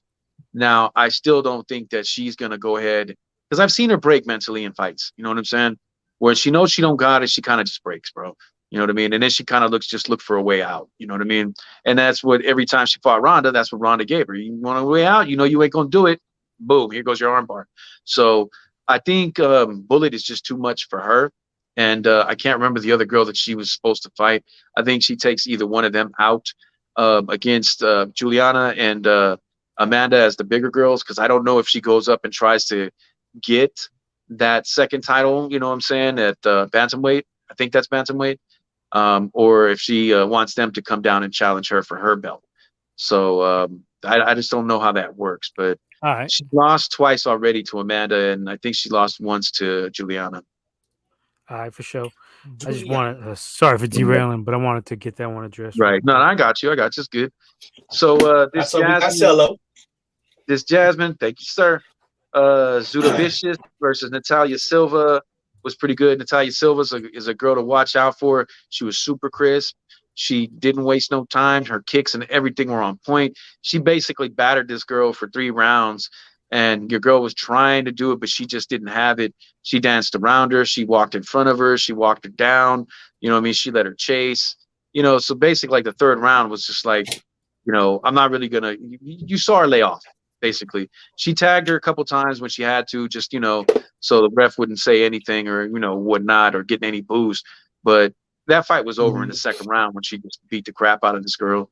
And to give her credit, though, Jasmine Vicious, she definitely has the heart, but it just wasn't her night at all against the person that she was fighting. You know what I mean? That girl definitely brought it. So, and then on to the main Main card. event? Yeah, and that was another thing all in itself, bro. Was that I heard questionable scoring again, or no? No, see, in this night, and this was what was beautiful about this night, was that if any fight they could say was kind of questionable scoring was Oliveras and the other homegirl. And that one I don't think really, you know what I mean? That's the only one. It was like you could have went either way, kind of like that, but you kind of knew who was going to get the W because she was just, you know, her striking was a little more crisp and she looked a little bit better. So that was the only one that you could kind of even say that went that route. But every other one, man, these guys came in and they were looking for bonuses. They saw that last card and saw how 9 people got 9 different bonuses, and everybody out this motherfucker was like, you know what? We're about to go out here and try to get our money now too. So we start with Adrian Yanez, who is somebody that you guys got to keep your eye on. Kid is badass, boy. You know what I'm saying? And he was a kid that got found out in Dana White Contender Series. I think he's had something like 3 or 4 fights in, and 3 and 4 fights he's got his KOs. You know what I'm saying? So the kid His overall record definitely, is 16-3. So yeah, it kid is. talented, bro. So he goes in here and gets this guy Tony Kelly, and he was the one recently who was made to apologize to Brazil because he was talking, you know, out of his ass about Brazil. You know what I mean? So what did the vet say? She has to put on more weight to fight Amanda. Yeah, see, that's the question, though, Vet. You know, we don't know if she's going to want them to come down to challenge for her belt, or if she's going to go up and try to challenge Amanda or Juliana for that belt. We're not sure what's going to happen with that just yet. Either way, I don't know, bro. I personally think those 2 girls are just too big for her. You know what I'm saying? And they're just as talented as she is. So that's what makes it, you know, I mean, more of a push in my book for her. Granted, you know, the bullet's a salve because she's not trying to take no off days, and she wants to challenge, you know what I mean, and always got love for her for that. But I just think she comes up short, kind of like how Bivol did, you know, did our boy Canelo. You know what I mean? He's just a bigger guy. He's more comfortable at that weight, and Canelo didn't have enough, you know what I'm saying, experience at that weight in order to dethrone him. I think it would be a similar situation with her and with the Bullet and Amanda again. You know what I mean? It'd be a third fight, third loss. Pena, I think, would do it to her too. So, but this guy, back to the point, Tony Kelly, he was the one that was talking stupid about Brazilians recently, and he had to come out, you know, and issue that apology.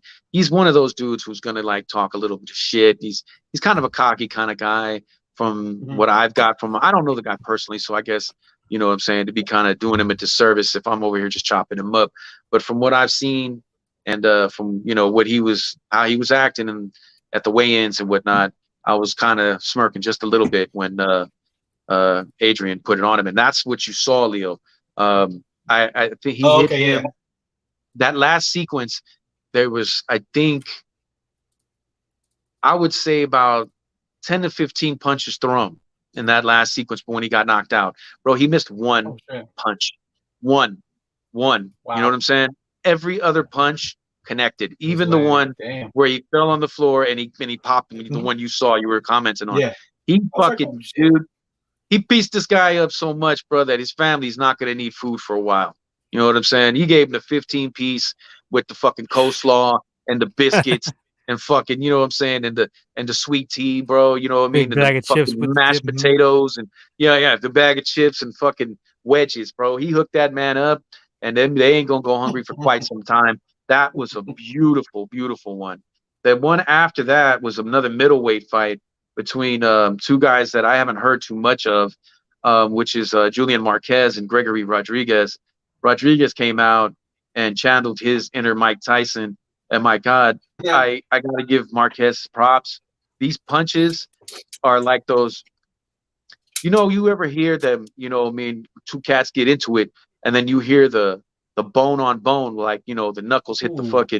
the head and you hear that Mhm. nasty clock, clock, clock, like when a head hits the Ooh. ground on bare Mm-hmm. cement. Dude, he was catching him with those kind of punches, bro. And Marquez was standing firm, dude. But god dang, he beat this man's ass all over the ring for 3 minutes. And I was shocked that dude got up after he was dropped and finished because those punches, Mhm. man, a normal person would be like, yo, it's time for me to go to the fucking hospital. I feel like I just got my head beaten with a car club. He beat this guy down, you know what I mean? Like ridiculously. And then it was a nasty right hook that just ended it all. Um, and then the ref kind of jumped in before he got swarmed ridiculously, but it was definitely serious. The co-main event was pretty damn cool. Oh, Um, Kevin Holland. no, I'm sorry, that wasn't the co-main event. I'm sorry. Another fight that ended in a decision was Damir Ismagulov versus Kudaladze, Guram Kudaladze. Damir is a little. It'll creep up on you. This guy. He's not cut up. He doesn't have crazy definition, but the guy just has a great jab and he knows how to move. I kind of think this fight was so razor's edge that it should have been called a draw because these two dudes were just going at each other, and it didn't seem like either person ever got more of a upper hand. But and this is the thing with the judging, because so many of these judges have a background in boxing, is why I think this guy Mhm. Demir walked away with this W. Um, his jab was on all night, all night. He was popping that jab, popping that jab, popping that jab. He was throwing his cleanup punches. He was doing definite work on Kudaladze. Even though when I saw Kudaladze was doing more when it came to the all around, he was mixing up his levels. He was going for shoots. He was throwing kicks. He was throwing leg kicks, calf kicks. He was throwing his Mhm. combos. He was definitely working a lot. And in my opinion, because of that fact, I think he did a little bit more than just what Demir did with his jabs. So I think that was probably the most, when you're asking for controversy, I think that was a little more of a controversial decision. But you know, it wasn't. You know what I mean? It's one of those kind of like you could, if you picked at it, you could find something wrong with it, just like I did. But either way, it was a great fight. Those guys didn't run away from each other at all. You know what I mean? And so Mhm. it was pretty damn awesome. Um, I believe, yeah. So we got Buckley against Albert Durev, and that one was a pretty competitive fight for a second until Buckley got, what I'm saying, his range, and then he just started firing nasty shots on Durev, and he smashed him up so hard that in the second round, um, at the end, he couldn't answer the bell for the fifth because of doctor stoppage. Man, my man's eye, dude, cut me, Mick. That's basically all you could say about your man's eye, bro, because he looked just like, what I'm saying, Rocky, what I'm saying, with his shit shut, Damn. like completely shut. It was like a softball over his eye, bro. You know what I mean? So they had to cut that one, and that was another TKO KO, and it was pretty serious. Buckley's got, like, I think a 2-3 fight win streak going, so he's going to start challenging a little higher up guys. And I don't know if you guys remember, but Buckley was the one who pulled off the spinning chin kick after he got his leg grabbed. I don't know if you guys remember. I don't remember. I So he haven't watched it threw. as much as I used to. So Um, he threw. You yeah, can look this up. Joaquin Buckley spinning heel kick. okay, okay. He got Spinning heel the kick. right Oh shit. leg, Okay. I think, or it was the left leg, got caught. He caught it and he let the man have the leg and did a spinning, heel kick, caught the man right in the chin, put him to sleep. That's one of the only ones like that in the UFC, but that was one that will live on forever. So Buckley is definitely a riser now. He's definitely doing his thing. He had a hiccup, I think one of his fights, the last four, but he's definitely came back and he's finished, I think, the last three that he's had. So Buckley is definitely on his way up in the middleweight division. He'll be a major contender soon enough. And then we get to the Oh shit. The ninja kick, ninja knockout. They yeah, called it. yeah. Oh So shit. yeah, that was a serious spin kick. Oh, that's I gotta find it. cool. So Hold up, let me see Oh this shit. shit. so when you go Engine. That shit was cool. right, Oh you damn. don't see that kind of shit coming. So that's the kind of mind Dude Buckley grabbed had. his What I mean? foot To and be then spin. Oh Yeah, shit. you know what I mean? So Buckley to do that he was Fuck. definitely there. See, he was saying that they trained that a lot. So he's good. He's wily, you know what I mean? So and he's just got mad hands. Ooh. So that's the problem. He's gonna be a problem for anybody in welterweight with just the power he has, All right. you know. And then so we get to the Shit. co-main event, and this one was pretty telling, because Kevin Holland now is a surging name, not only for the fact that dude is like, what I'm saying, trying to His get himself wrestling is bad though. dude is trying to get himself in the MCU, bro, for being the crime fighter that he is, man. That day, actually, after the weigh-ins, they chased another dude down who I Oh guess shit, I did see that fucking kick steals before. something Yeah, from a store, man. You know what I mean? So it's just like every other week, this guy Kevin Holland's like, chasing down a criminal. So what I mean, to see him get up in there, and now he's at welterweight. He went down a weight class, but he drew the veteran salve of Tim Means, who's definitely a wily OG that could teach you things. And my guy, he put it on this dude and choked him out in the second round. And that's saying something because Tim Means isn't an easy out by any means, pun intended. Just saying, this man, he's good. Kevin Holland is a surger, and he's definitely, his name's been but he on the got to map. work on that. He got to work on that wrestling though, bro. Yeah, yeah, no, and that's what he did. He You talked see it, mad shit in the ring but you too. see it. Yeah, Always. go back and watch this one. I'm gonna You'll see peep it. I'm gonna peep it. he was more subdued, bro, and and that's bad for everybody else. Yeah, that's a I sign of mean, growth. maturity. You know what I mean? He was still talking smack. But the funny thing is that Tim Means was talking right back to him too. So, that was dope. And so Kev, definitely he's gone out there and he's getting better and better with each match, bro. And you'll Is see he it in this middleweight? one. I'm sorry? What is he, middleweight? No, he went down to welter now. That's his Oh, second finish in two fights at welterweight. So the kid might have found a home. He looks really comfortable. He looks healthy. He looks a little skinny, but he already looks skinny as it is. He's just one of those wiry kind of dudes. You know what I'm saying? So he got that crazy, like, I mean, like rubber man strength kind of deal. And then when we get to the main event with Emmett and Cater, um, Calvin Cater, I like the dude a lot. You know what I'm saying? Because he's not afraid of shit. You know what I mean? And I like Emmett too because he's got mad power. But this fight was won, in my opinion, in the first three rounds when he outstruck Cater. Emmett outstruck Cater. In the last two rounds, Cater dominated in the striking, but the difference was in the power of said shots because every shot that Emmett would land, he would just buckle him. You know what I mean? He would shake him up, and you've seen the difference in the power in them hands. You know what I'm saying? Whenever punch land, and because, in my opinion, them punches were so damn powerful when he outstruck him in them first three rounds, it was pretty much a wrap to the judges. You know what I'm saying? And then afterwards, Cater did.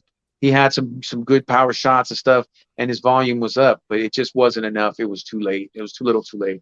So, like I thought, I had Emmett going in there. I figured he would catch him with something because he's so fast, too. That's the other thing. Like he'll just blitz you, and before you know it, you're asleep. You know what I'm saying? So I figured he would catch him with something, vicious, and then that would, had been the end. I was figuring something like third or fourth round maybe, but Cater, I mean, he got himself together, he got his head together, and he landed something crazy like 70 strikes in those last 2 rounds. You know what I'm saying? Compared to Josh's like 23. You know what I mean? But he still took the L. He definitely took the L. I mean, look, I know a lot of us are later round guys. You know what I'm saying? Like you gas, and this guy beats the shit out of you bad in the last couple rounds. We're kind of inclined to give it to him. You know what I mean? But if you got manhandled the first couple rounds, you know what I'm saying? And that was the other thing. He showed that power throughout the fight. Even when he got outstruck the last 2 rounds, whenever he put the hands on Cater, you've seen the difference. You know what I'm saying? It was like, did you guys see the Dustin Poirier versus Max Holloway fight? Yeah, I did. Okay, so you remember, like Max volume for days. You know what I'm saying? And he was tagging him, but whenever Dustin hit him, like really, with three piece, you seen him shake. You know what I'm saying? And you seen him rock the fuck out of him. And that was what the deal was here. You know what I mean? But this one was better in my opinion because you had more to hang your hat on with that sample size because he outstruck him in the first 3 rounds. He outstruck him. You know what I mean? Maybe not by much, but enough. And he outstruck him and did more damage with them strikes. And so when the last 2 rounds came around, all he had to do was keep showing that he had that power in them hands. You know what I'm saying? And Cater could have done whatever he wanted because he had already secured the bag. So that was the way it looked out to me. And I think that's what a lot of the judges saw too. So one judge did have it for what's the name though, for Cater. So, some people you think we'll see a rematch? Or is there rematch potential on that one? I doubt it. I doubt that's a rematch. Maybe if it is, it's down the line after they both, either challenge for a title and are trying to get back into contention, or if they both, missed their chance, or, they've had a hiccup in the road and, they got to do it again to kind of jockey for position because Emmett was 7th and Cater was 4th. So that picks Emmett up. So at least 5th, in my opinion. You know what I'm saying? So we'll see what happens there. But all in all, you talk about 9, 10 finishes on a card with 13 fights. We got robbed for one because that fight would have ended in a finish 2 in Joe Lowe versus Cowboy. So, that would have been 11 finishes. That would have been like the record or tied the record for most finishes in an event, which is 11. But regardless, awesome. And then, I got to fuck around and cruise right over to the Bivol fight, you know what I'm saying, which was beautiful in itself. So, I'll let you guys go ahead and speak on that because that was pretty fucking ill in itself. Okay, so yeah, let's get to that. Beterbiev versus Joe Smith. Yes, sir. This was a 168 pound. Oh, I'm sorry, 175 light heavyweight fight. This was billed as it was going to be a good fight. But I knew that Beterbiev was much better than Joe Smith. Joe Smith is a one-trick pony. He has a lot of power in that right, but his technical ability is not there. So in this fight, it was a quick fight, but you see from the get that Beterbiev's power was going to be Beterbiev's power, and not like Beterbiev is a superior technical fighter, but he was a better technical fighter than he. And the power difference because Joe Smith Jr. was throwing that looping ass right hand. He was telegraphing it. You're right. Yeah, telegraphing everything. He was throwing that jab, but he would leave his head. His head movement is terrible. Yeah. Stiff and even towards the end of the fight when he got hurt, he's coming in and he's just getting tagged with them uppercuts because his head is right there to be hit. He stood right in front of him the whole time. Yeah. I agree. So this is it was a big win for Beterbiev, but I mean, it was an expected big win. In my opinion, it was expected. Like I didn't see any way Joe Smith Jr. would win this fight other than a lucky ass Hail Mary punch. Because I seen him fight Hopkins back in the day. He retired Hopkins supposedly. I mean, he did technically. He knocked him out of the ring, but I mean, Hopkins hit his head on the way out. There was no concrete down there. I mean, there was no padding on the concrete. Nobody broke his fall. He kind of just fell and hit the back of his head and his leg. I'm not taking nothing away because he was a champion. Joe Smith is a champion, but he's one of them champs that's, I don't ever see him being the unified champion, undisputed champ. He was a champ because there's a lot of belts in boxing. Because anybody, Bivol would break him down. Benavidez, if he moved up to 175, would break him down. He was one of them kind of like, yes, he was a champion, but he's not a dominant champion. Let's put it like that. Mm, I think he's very flawed defensively. And you seen he kind of panicked once he tasted that power from Beterbiev. He didn't really have an answer. Tim Bradley was talking about it a lot during the telecast, and right. Andre Ward as well. They were like, he doesn't have an answer, But and he didn't. He kind of like, he didn't. my answer is No. gonna fire. Nope. I'm gonna keep throwing the same shit that got me tagged in the first place. Yep. Yep. No Yep. body shots, No. head No hunting, footwork. no No footwork, nothing. He was just flat. stood right in front of him, man. He didn't ever go off center. His head, like you said, was right there. He's stiff as a reed. You know what I'm saying? I think really you nailed it when he felt that power. I think a lot of the game plan just kind of went off. You know what I'm saying? If they had a game plan in the first place, but he Yeah. did. He looked really lost out there after the first couple of that first really good exchange where he tasted what Butterbeef had to offer. I agree completely with what you're saying. Some of these dudes, boxing wise, they get by with their power and they don't work on stuff, or they don't progress and change They don't put in the trainers. work. Don't put They in the stay with the time. same guy that got them there, which can be a gift and a curse, because Yeah. the guy knows you, but then again, if he's like, raising you or whatever, like a father figure, he may not want to tell you the harsh criticism you need to hear at times. Right. um Right. so I don't know, it was just a case of Beterbiev being a superior fighter all around, Mm, more power, a little bit better technically, yeah. throwing crisper punches. So now, let's move ahead, because everybody wants to see Beterbiev versus Bivol now. Now Hmm. this is going to Hmm. be a much stiffer test. This is going to be, if this actually happens, which Bob Arum has already gone on record and talking that shit about, because Bivol is with the zone. So I posted on Instagram today on the Gold Dirty Bastards page, in the stories. You already got Bob Arum saying that he's not going to the zone. Beterbiev will not fight on the zone, so he's already being stubborn, letting it be known that if Bivol wants a fight, they're gonna have to do it on Top Rank. And Arum's notorious for fucking shit up, and Yeah. he's a cancer to the sport, honestly. So if he fucks up this one, because this is like for all the marbles at 175, Beterbiev and Bivol are clearly the best two there. So we need to see Hmm. it. We want to see it. The fans, any boxing fan, even the casuals, are ready to see this. But Hell you yeah. got one man standing in the way, and he's already pushing for Beterbiev to go and fight Anthony Yard in Britain, who is a decent fighter, but he's been knocked out by Kovalev. Mm, I would say he might put up a little bit of a fight, but you're going to be looking at something similar, where right. he's already shown that his chin ain't the best, and Beterbiev has a 100% knockout rate, 18-0 now, all KOs. Now his competition hasn't been the greatest, but I mean he does get guys out of there. Yep. And in Joe Smith, you see a guy who went, gave Bivol a little bit of problems when they fought head to head. Not sure if it went the distance. Let me check that out. I Bivol think and he won that one because he was undefeated until this fight. Joe Smith oh no, was. Bivol won, but I think it may have. I don't know if it went the distance or not. Didn't But I Canelo know beat that Joe Smith? No, Joe no, Smith no, was no, undefeated. no. He Oh, lost. He okay. lost to Bivol. Really? Yeah, Wow. I could have swore that Okay. number was 17 and he 0. gave. But I heard I didn't see the fight, but I heard that he gave Bivol a little bit of problems. Mm, Okay, In I'm that tripping. fight. So, but then again, styles make fights. So, you know, um, just because Bivol wasn't able to, that doesn't mean much. The triangle right. theory doesn't really apply in most cases.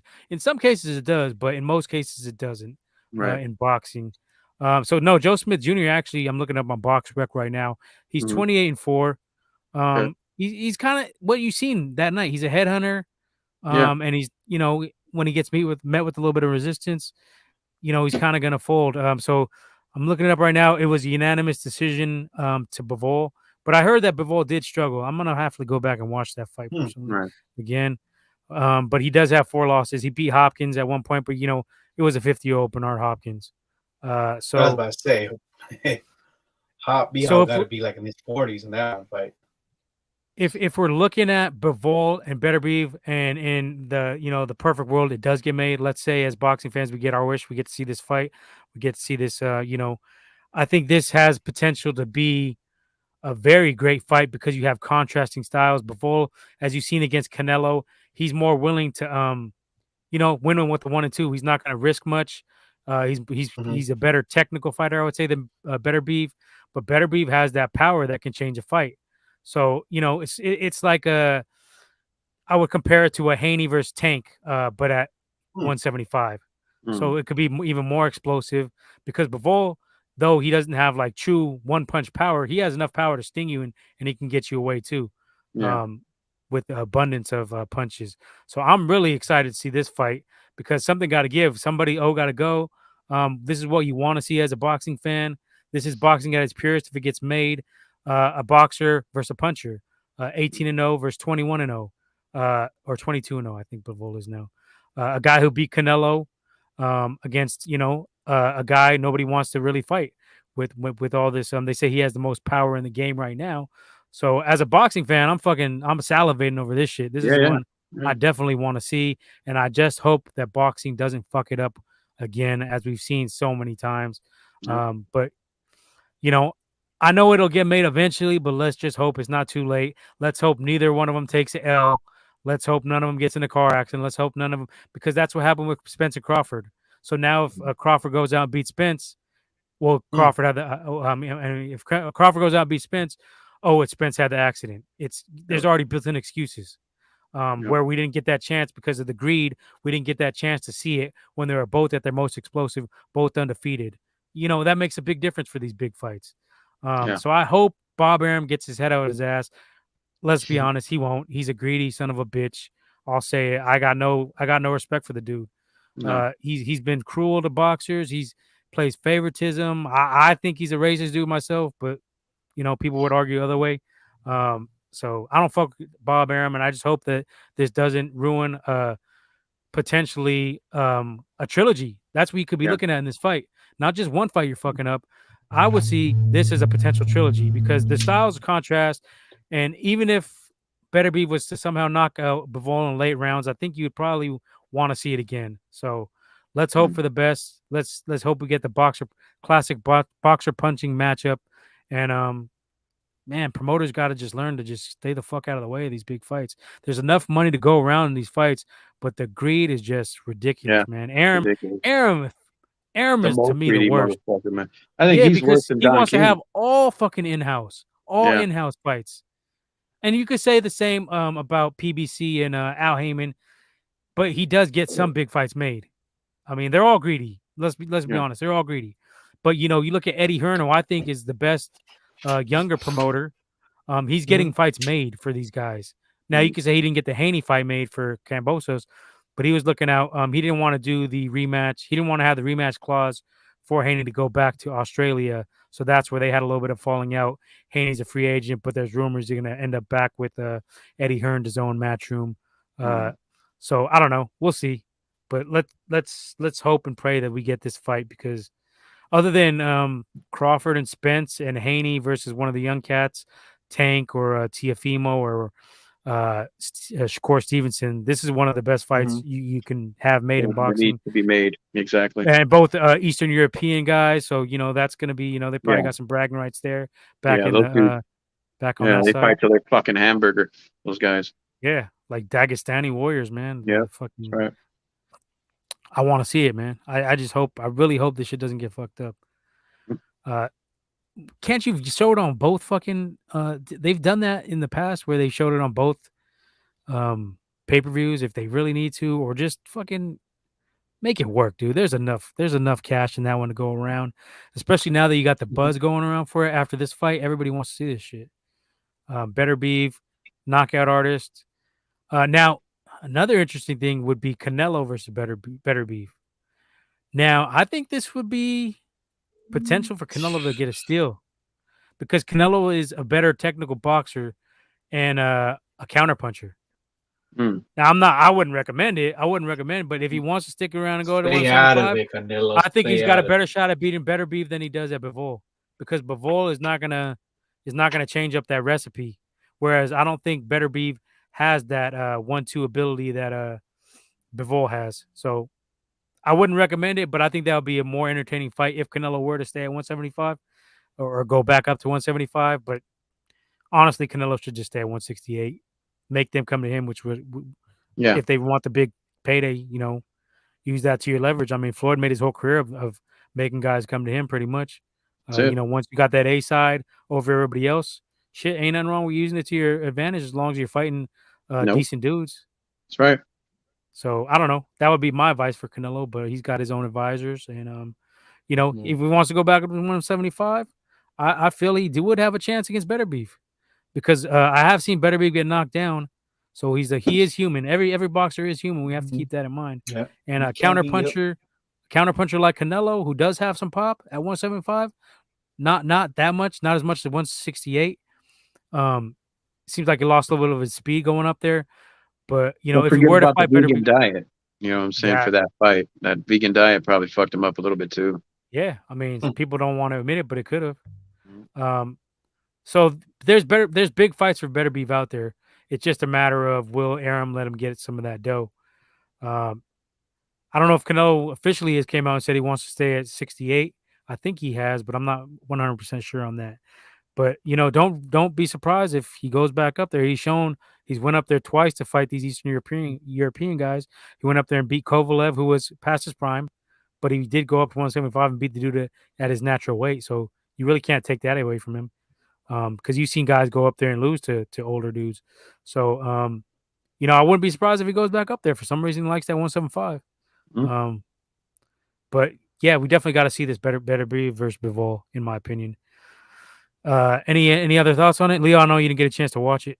What did your Yeah. pops say about it? But What did my pops say pops about it? watching it. Pop said, "Dude, Beterbiev is a monster.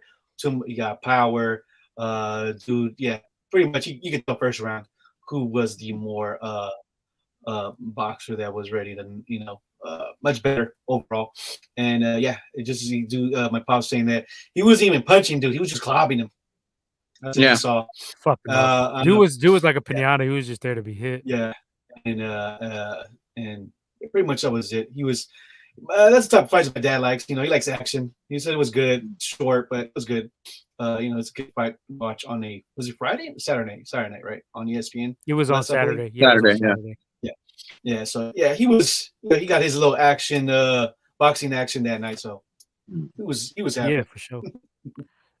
So did you get to see you seen the whole fight, right? Yeah, yeah.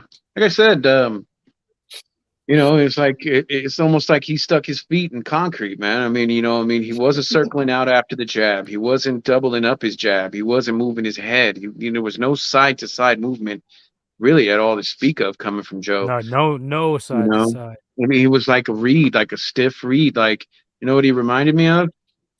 He reminded me of those little dolls that they had in that they were doing this shit to with in Karate Kid Part 2. The little fucking do when they would spin it and shit like back and Oh forth. yeah, You know what I yeah. mean? Because he stayed straight up and his head was straight up and his back was straight up, but he was throwing straight punches.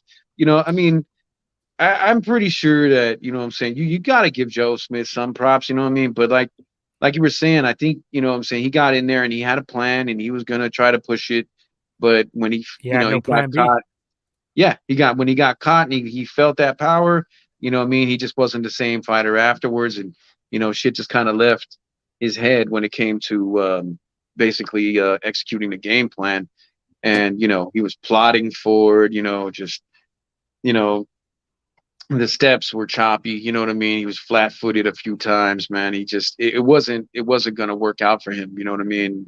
Fighting this just beast of a puncher like that, you know what I mean? So it was kind of the writing on the wall after like the first round, you know what I mean? It was kind of like, okay, this isn't going to last, you know what I mean? So when he took it to him, you know what I mean, and he actually really took it to him, you seen it in his eyes that he kind of just was like, great, you know what I'm saying?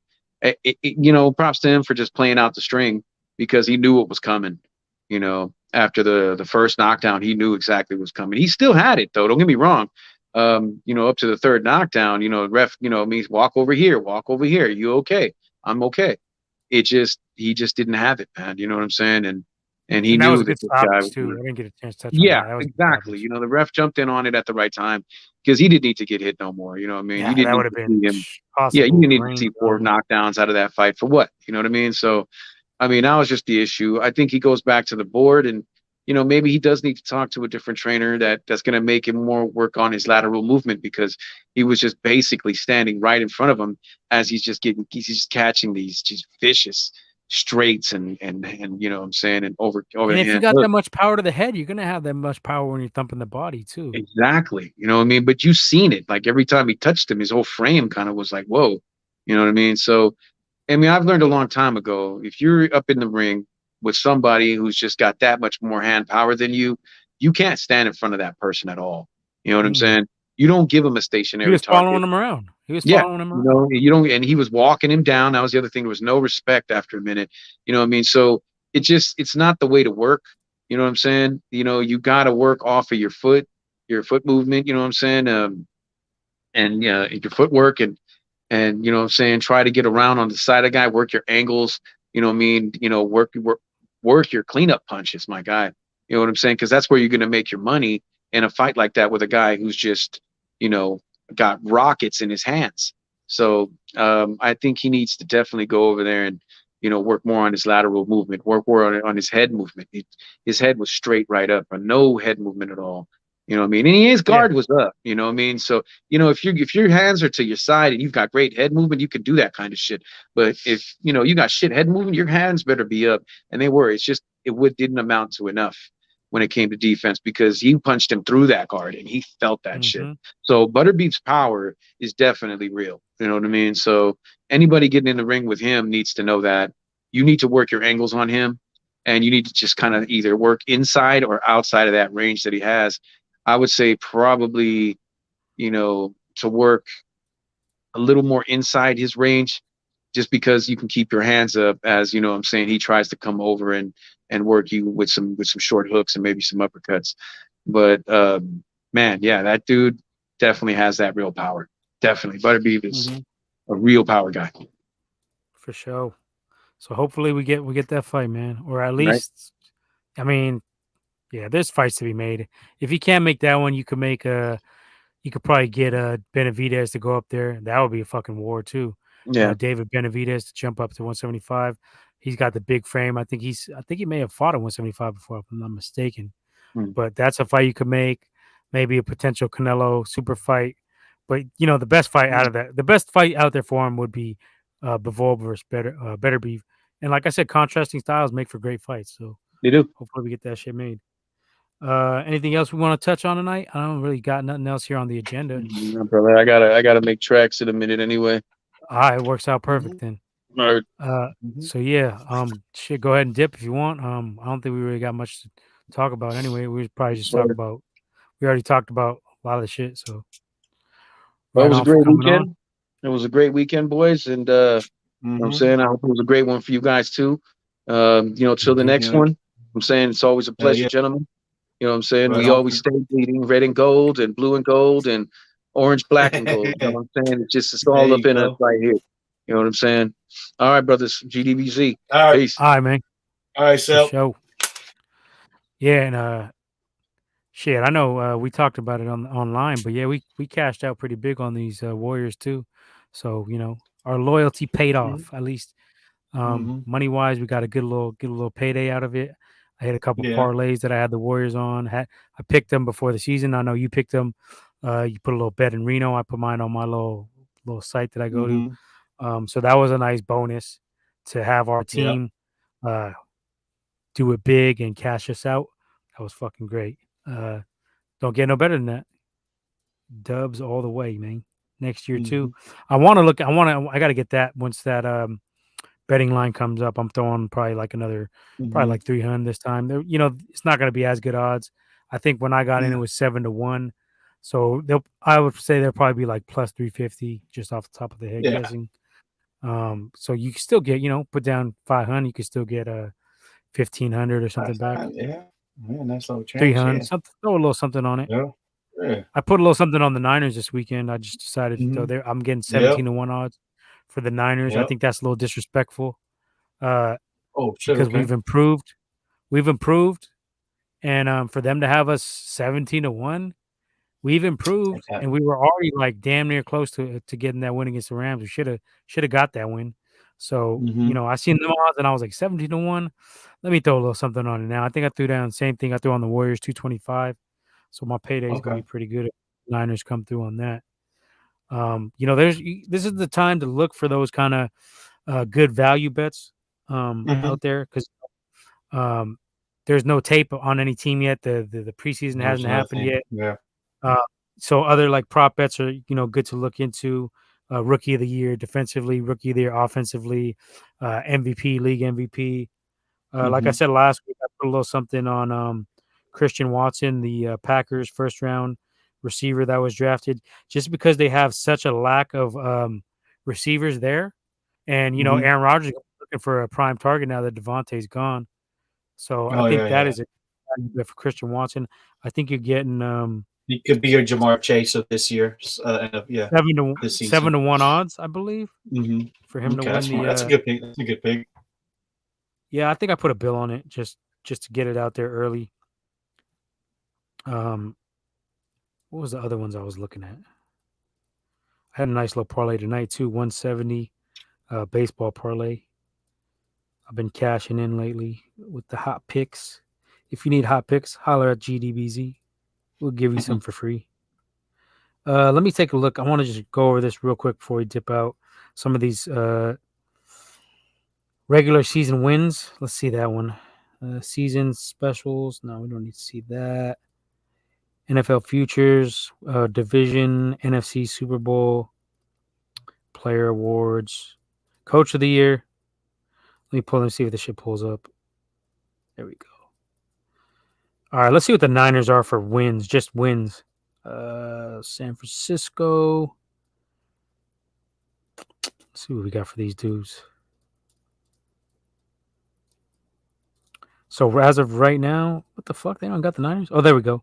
Over under, at least on my site, is over 10 wins for the Niners. I say take this. Take Oh the yeah, over on that. Over, yeah. yeah, That's a over good under pick. 10 wins. Yeah, we could definitely go 11. And even if it's 10, you push, so you ain't losing nothing. I would say that's a Mm-hmm. good bet right there. Buccaneers 11 and a half. Over under 11 and a half. Let's see what they got for the Rams. Just want to see where they're comparing us to them. They probably got them around the 12. Oh no, they got the Rams the same. Over under 10 wins. Minus 160 though. You got to put down 160 to win 100 back if you took that. What the fuck happened to my? Let me look at the rookie of the year ones. I want to just go over that real quick and then we can dip out. Mm-hmm.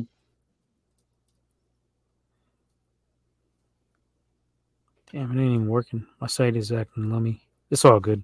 We could do it another time. We'll do that before we'll have a season preview. We'll get some of these prop bets, good prop bets we like out there, and go over them in more detail.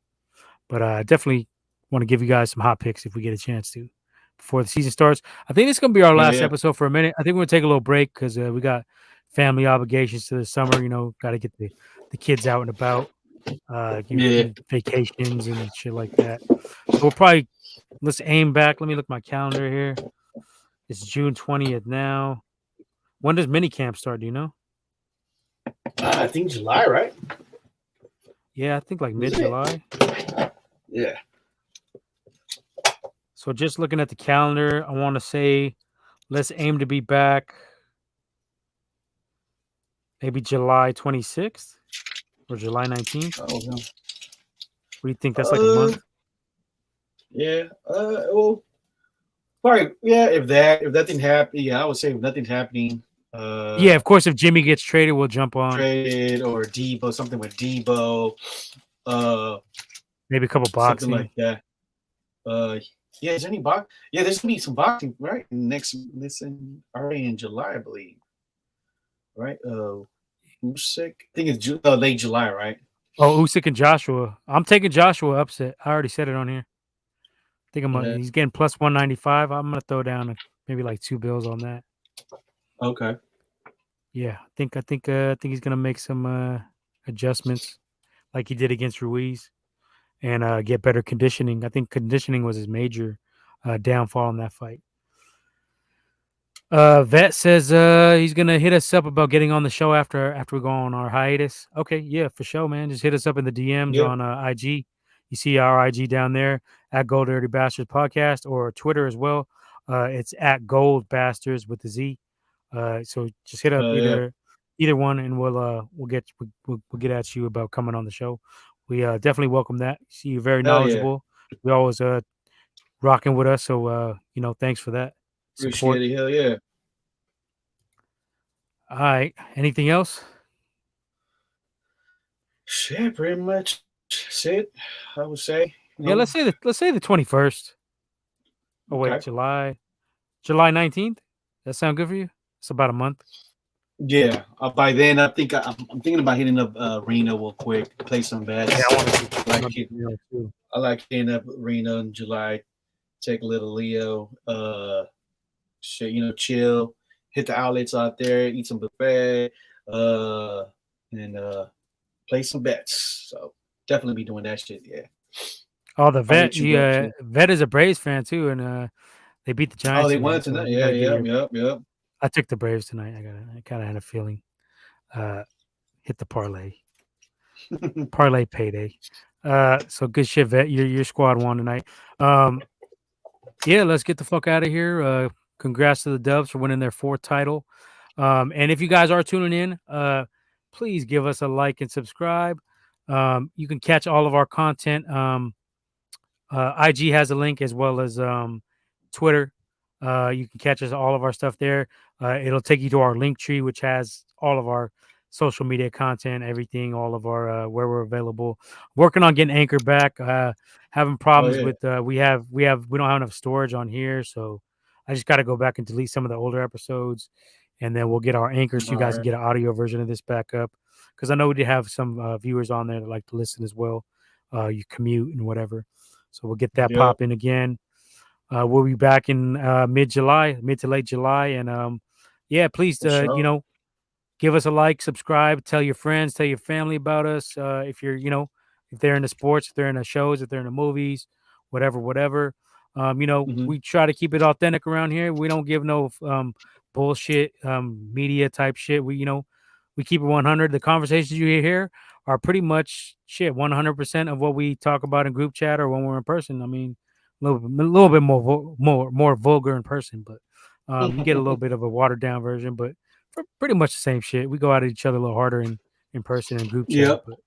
but you know, Hopefully we we're have Will authentic Easy here. back, Will Mac too. Yeah, Hopefully he Wom comes Easy will be back. back. He's been busy working and doing some other things, working a lot and stuff. So we'll get him back. We got Cell Wall here to Hmm. help out. And looking to add some more. If anybody else knows anybody that's really interested and want to come on, here and there, or possibly full time, get at us in the DMs on IG or Twitter, and we'll, you know, go through a couple questions and just gauge your sports intellect. If you're watching shows, movies, whatever, or if you got any other ideas, DM us for any things that could, improve the show or whatever.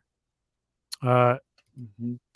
SF Comic Company says, "Thank you, Uncle Leo." I think that's in regards to the championship hats that they got, and Hey, I swooped mine as well. I ordered it, but I didn't want to wait, so I just ended up swooping it when I seen it. I think smart. you did the same, Smart. right? Nah, I hit Did up. you order yours I too? went to. Nah, I picked up mine at. Cause all the stores at Taffrin, they winning. I mean, they got them today after the parade. So I went up to Antioch. Uh, I went up to Antioch to see what's up with my pops. Also, happy Father's Day to all the pops, dads that watch, Yep, tune in. Happy yep. Father's Day. Hung out with my Uh, pops. Just did a little low key little thing at the yeah. my mom's So house. yeah, so I ended up going to Dick's Sporting Good over there in Concord, and shit, they had a shitload of hats. So I was able to swoop one up for a Rage of Zilla. I know you had said you had picked yours up already, so. I got mine the day before you, I think.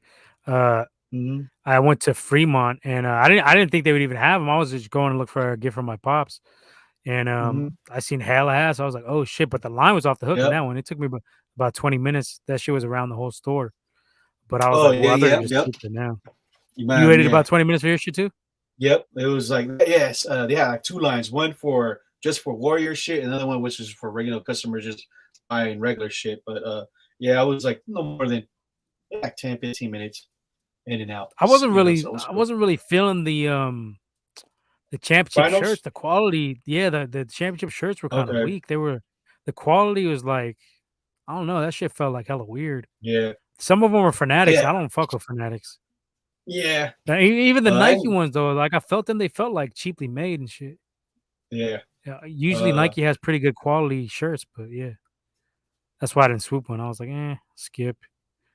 Probably get one of the the little the Cuddy little city brands when they make them. Yeah, The yeah, little yeah. Definitely hit up Dying Breed. They got some dope shit. Collect and Select. I got this one. Hit up Dying Breed. Of course, hit up Blood. Hella Bicycle Clothing. They got some, some authentic, design. So if you want to pick up if you want to pick up a shirt that nobody, that not everybody's rocking, you want to be more unique. You know what I'm saying? Some yeah, next year hit those we brands gotta up. make our own. We should just Yeah. fucking get that popping.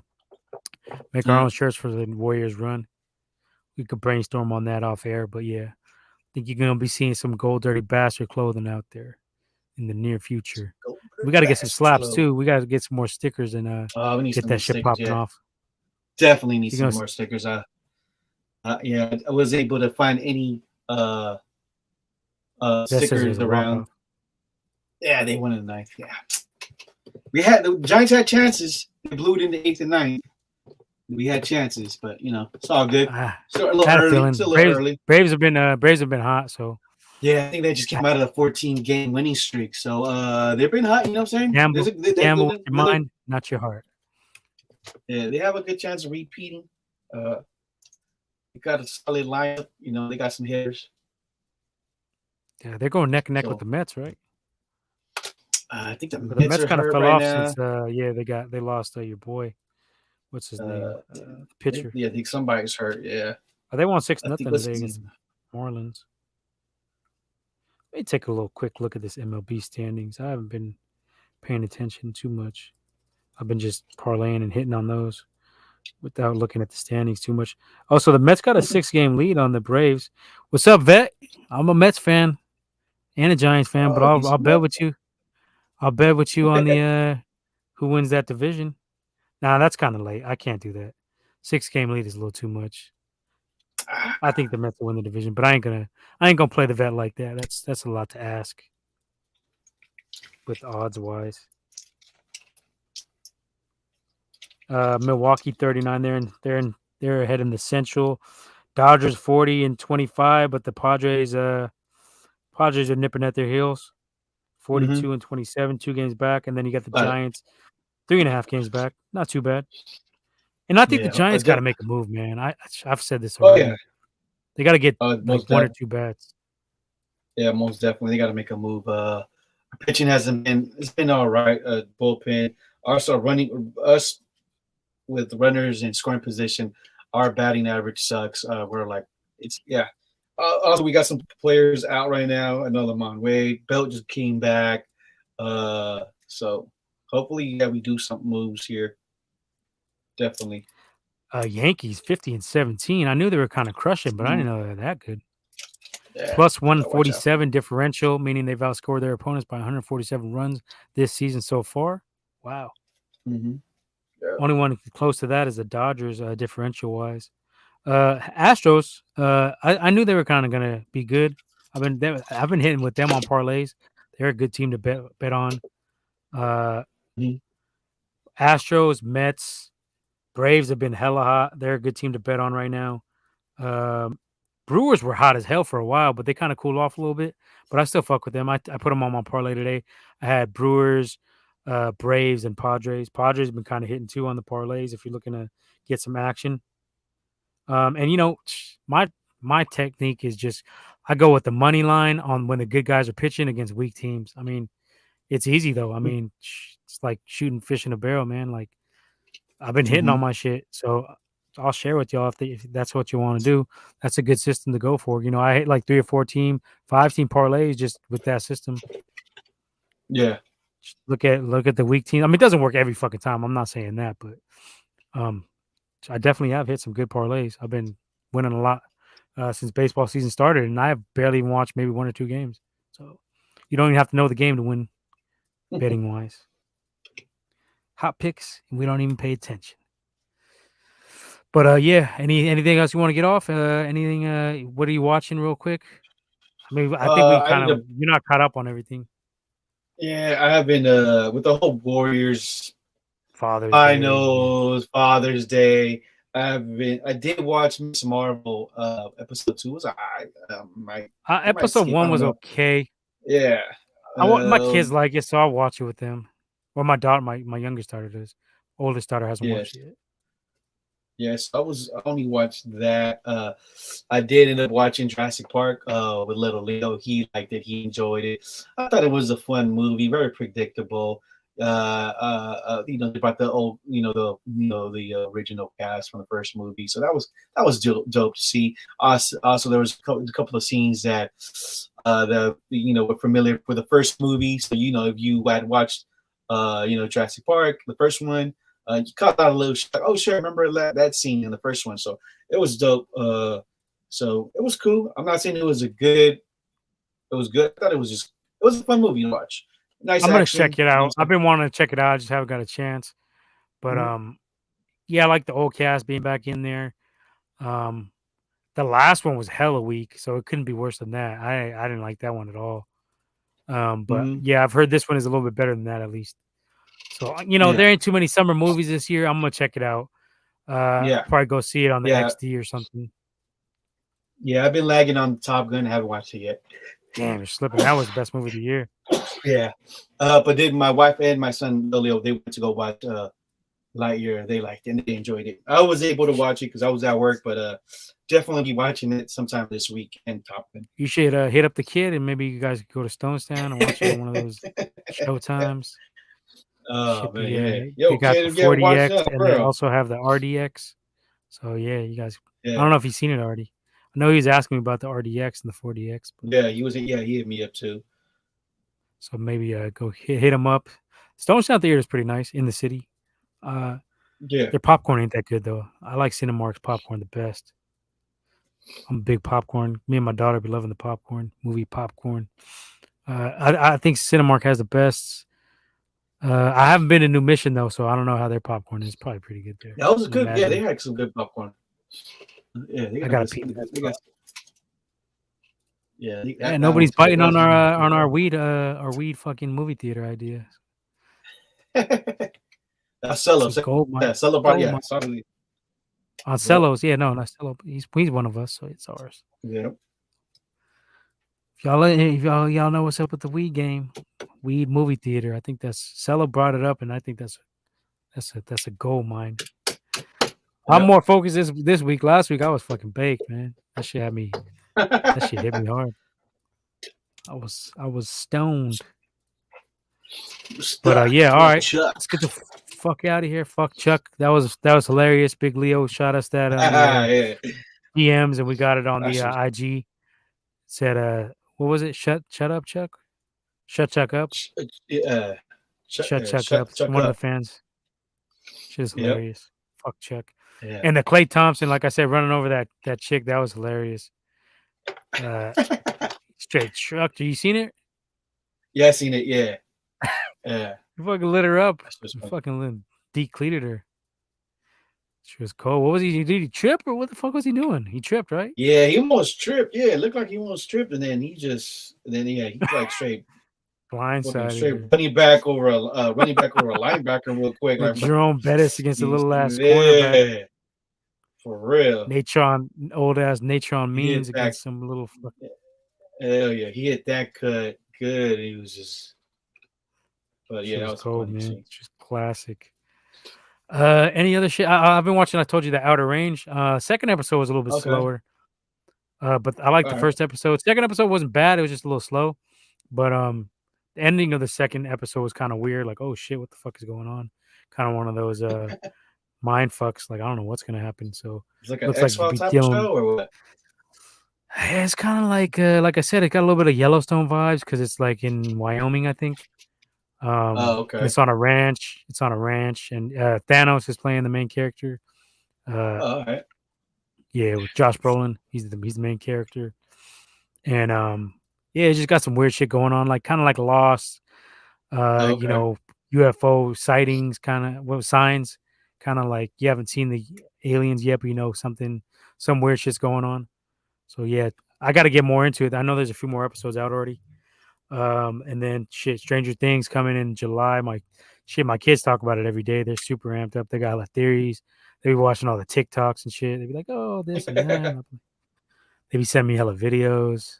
I'm like, yeah, some of them are cool, but like some of them are like, I don't know, kids. I don't Oh think no, so. yeah. They be believing all But that yeah, TikTok hype. but yeah, I mean, Stranger Things, like we said, is only two more episodes, but it's gonna have like 5 hours worth more content. So essentially, you're looking at like pretty Damn. much five more episodes in those two episodes.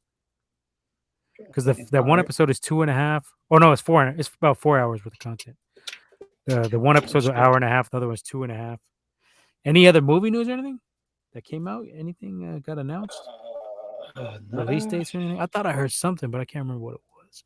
Maybe it was a trailer. Thor coming I up. think it was a Thor Thor. trailer. Yeah. I got my Thor tickets too for July, I think 7th. Oh, Yeah, okay. I got it for opening day. I think I'm going to the Walnut Creek one probably, All or I might right. hit up Sick. the Cinemark in I go to the Fremont one usually. That one's pretty nice.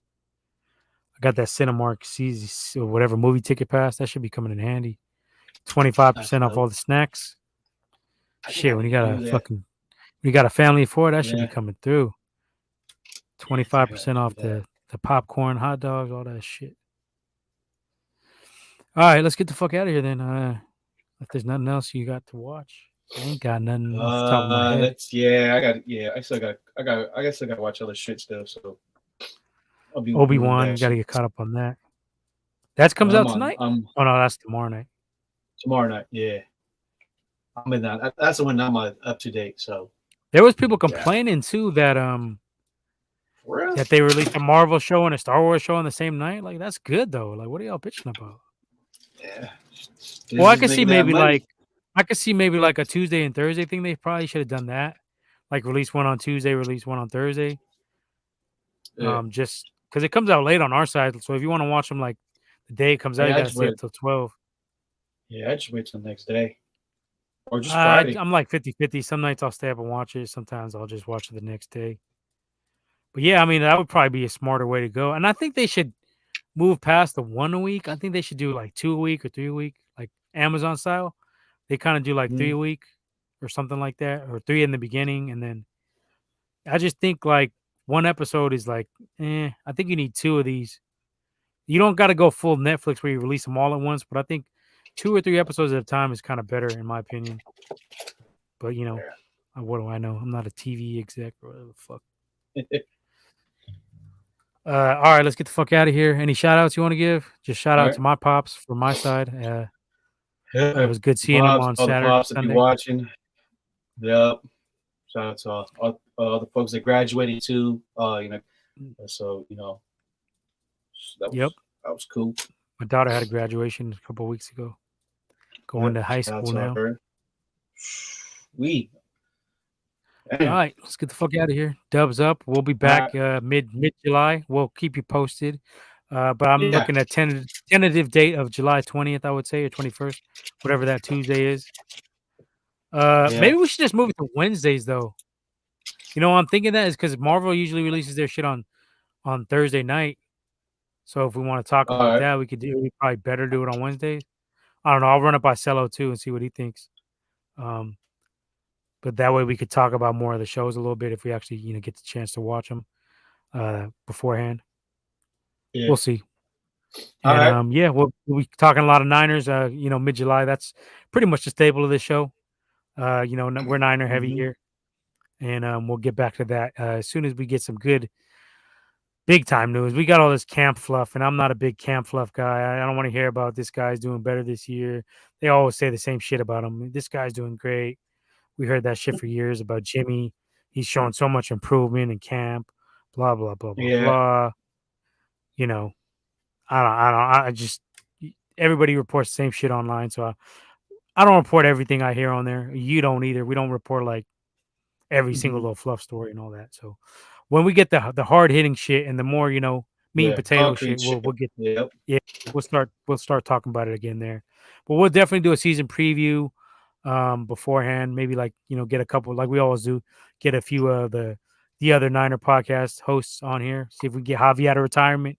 Maybe Jason Aponte, Wayne Breezy, some of the other guys we've reached out to before. Get them on here. A couple other cats. But yeah, we'll see you guys in about a month. Enjoy All your right. early part of your summer. Wear your sunscreen. Don't get all burnt up. You don't want to be looking like Like me fucking. today. Yeah, you don't want to be like Leo, toasted up, extra Hell yeah. crispy. Yep. Shit, they got me too at my daughter's graduation. I got a little sunburn on my arms too. We weren't even there for that long either. It was a quick one, and that shit fucked me up a little bit. But yeah, wear your sunscreen, drink your fucking liquids, and you know, Stay try hydrated. not try not to get COVID. But it's pretty much dying down a little bit, so I think we're all in the clear for now until they come out with the super COVID in a couple months. COVID 2.0, COVID X, whatever the fuck they're gonna call it, Omicron, Omaha, fucking whatever. Yeah, be safe out there. Enjoy the summer. Do some jet skiing and fucking swimming and have some fucking good drinks. What's your Hell favorite yeah. summertime drink, Leo? What's your favorite summertime drink? I just Hennessy. drink beer. Micheladas right now. The Modelo pineapple picante. That's my shit right now for the summer. Yeah, I Tall keep it can simple. I don't drink micheladas. too often due to health reasons, but when I do, I keep it simple. Goose, straight goose, or tequila. You already know. I'm with the wife. Once in a while, I have like a margarita with her or some shit. We'll share some many shit. The ladies like all that frozen stuff, so fuck with that sometimes. But yeah, enjoy the summer, y'all. Enjoy the family time with the kids, and we'll see y'all on the other side, mid July. All Talk right. Niners, boxing. Like we might do some Late. special fight ones. Peace. We're out here. Catch y'all later. All right. Late. Like.